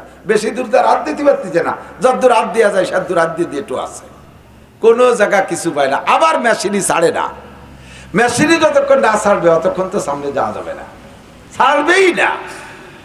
এখন আমারও লজ্জা লাগতেছে, 3 বার আমার আটকায় ফেলাইছে। সব কিছু ওকে, বডি ইমিগ্রেশনে ধরা পড়ে গেছে। দেখি আমি সোনা খাই নিচ্ছি নাকি তো আল্লাহ জানে। এখন ওরা ধরতে না পাইরা এক মহিলা নিয়ে আইছে, ফেরেস্তা পাল্টাই দিছে। মহিলা ফেরেস্তা একটা নিয়ে আইছে। এই মহিলা আইসা কি জানি একটা মেশিন আমার দিকে এরকম ধরে একটা লাইট মারলো, টর্চ লাইটের মতো। ও মারি দেখা, হুজুর আপনার এই পকেটে একটা ছোট ডায়েরি আছে, দেখেন ওই ডায়েরির ডায়ালের মধ্যে দেখেন এখন ব্লেড আছে। ডায়েরির ডায়ালের মধ্যে একখান ব্লেড আছে। সত্যি খুলে দেয় যে ওর মধ্যে একখান ব্লেড। কবে যেন কোন জায়গায় নখ কাটতে যে রাস্তাঘাটে ফেলাবো, অ্যাক্সিডেন্ট হবে, এই জন্য ওই ডায়ালের মধ্যে থুয়ে দিছি। আর তা সেই জায়গায় আজকে বডি ইমিগ্রেশনে ধরা পড়ে গেছে। আমি আশ্চর্য, উরি বাবা, এ মহিলা কত বড় বুজুর্গ, কিভাবে টের পারলো আমার এই মোবাইল ডায়েরির মধ্যে ব্লেড রয়েছে। মেশিনই ধরাই দিছে। দোস্ত, কিয়ামতের ময়দানে লা তাজুলু কদামা ইবনি আদম ইয়াউমাল কিয়ামতি হাত্তা ইউসালানা 4 ইমিগ্রেশন পাস করার আগ পর্যন্ত আপনাকে জান্নাতে ঢুকতে দেওয়া হবে না। 4টে ইমিগ্রেশন হবে আপনার। 1 নম্বরে আন উমরিহি ফিমা আপনা, গোটা জিন্দেগির হিসাব হবে তুমি কোথায় কি করেছো। 2 নম্বরে আমার প্রাণ প্রিয় বন্ধু যুবকরা মনে রাখবা, আন শাবাবিহি ফিমা আবলা, যৌবনকালটা কোথায় কিভাবে কাটাইছে একটু বলে যাও। যৌবনকালে যা সম্ভব বৃদ্ধকালে তা সম্ভব না। যৌবনকালে ইচ্ছা করলে বাইসাইকেল চালায় চরমুনায় যেতে পারবা। যৌবনকালে ইচ্ছা করলে বাইসাইকেল চালাইয়া তুমি ইস্তেমার ময়দানে 31শে জানুয়ারি, 1লা 2রা ফেব্রুয়ারি তুমি ইস্তেমায় যাইতে পারবা। যৌবনকালে ইচ্ছা করলে বাইসাইকেল চালায় কক্সবাজার কুয়াকাটা যাইয়া যা যা কাম কুকাম আছে সব করে আসতে পারবা। যৌবনকালে ইচ্ছা করলে রাতের পর রাত তুমি গান শুনতে পারো। হিন্দুদের দুর্গা পূজা, কালী পূজা, সরস্বতী পূজা, লক্ষ্মী পূজা উপভোগ করতে পারো। যৌবনকালে ইচ্ছা করলে রাতভর মদ গাজে আবা ফেন্সিডিল হিরোইন খাইতে পারো। যৌবনকালে ইচ্ছা করলে শীতের রাত্রে ঠান্ডা পানিতে গোসল কইরা তুমি দাঁড়িয়ে দাঁড়িয়ে ফজর পর্যন্ত নামাজও পড়তে পারো। বয়স হয়ে গেলে বৃদ্ধকালে ঠান্ডা পানি তো দূরের কথা, আরে গরম পানিতেও জুবানাই দিল, 1 হাত ধুয়ে সে হাত মুছাইয়া জ্যাকেটের মধ্যে ঢুকাইয়ে তারপরে আর 1 হাত ধোয়ানো লাগে, নইলে বুড়োর প্যারালাইসিস শুরু হয়ে যায়, স্টক করে পড়ে যায়, থরথরায় কাঁপে। 3টে 4টে ল্যাব দিয়ে ঠাইসে ধরে আগুন তাপ ফাঁসার সাথে মিশে না ধরা পর্যন্ত ঘুম আসে না, গরম হয় না গা। এই হলো বুড়োকালের সমস্যা। কথা কন না কেন? 1 ওয়াক্তের নামাজে 3 প্রকারের নামাজ পড়তে 3 বার অজু বানানো লাগে। প্রথম অজু বানায় যে সুন্নত পড়ছে এর মধ্যে সুমো দিয়ে বেরোয় চলেছে, না তা গেল না। কি হয়েছে? কাকা কয় পেশাব আইছে। বাইরে যে পেশাব করে যে অজু বানায় আবার ফরজ নামাজ পড়ছে, আবার পট করে বেরোইছে। কি হয়েছে? কয় যে শেষ বইটাকে কি কিছু ছুটিয়ে গেল নাকি, টের পাচ্ছি না কিরম কিরম যেন ঠেকতেছে। বাইরে যে অজু বানাইছে আবার 2 রাকাত সুন্নত। বুড়োকালে 1 ওয়াক্তের 3 প্রকারের নামাজ পড়তে 3 বার অজু করা লাগে। আর যৌবনকালে সকাল 9টায় গোসল করবা, 9টার গোসলের অজু দিয়ে ইচ্ছা করলে ঈশার নামাজও পড়ে শুতে পারো। এমন সুস্থ বডির অধিকারী যুবক আছে না নাই? এই জন্য আল্লাহ পাক যৌবনকালের আলাদা হিসাব নেবে। আরে দরজবানি তওবা করদেন শিবায়ে পয়গম্বরিস ওয়াক্তে ফিরি গুরকে জালেম মিশাওয়াত পরহেজগার। যৌবনকালে ইবাদত করা নবীওয়ালা স্বভাব।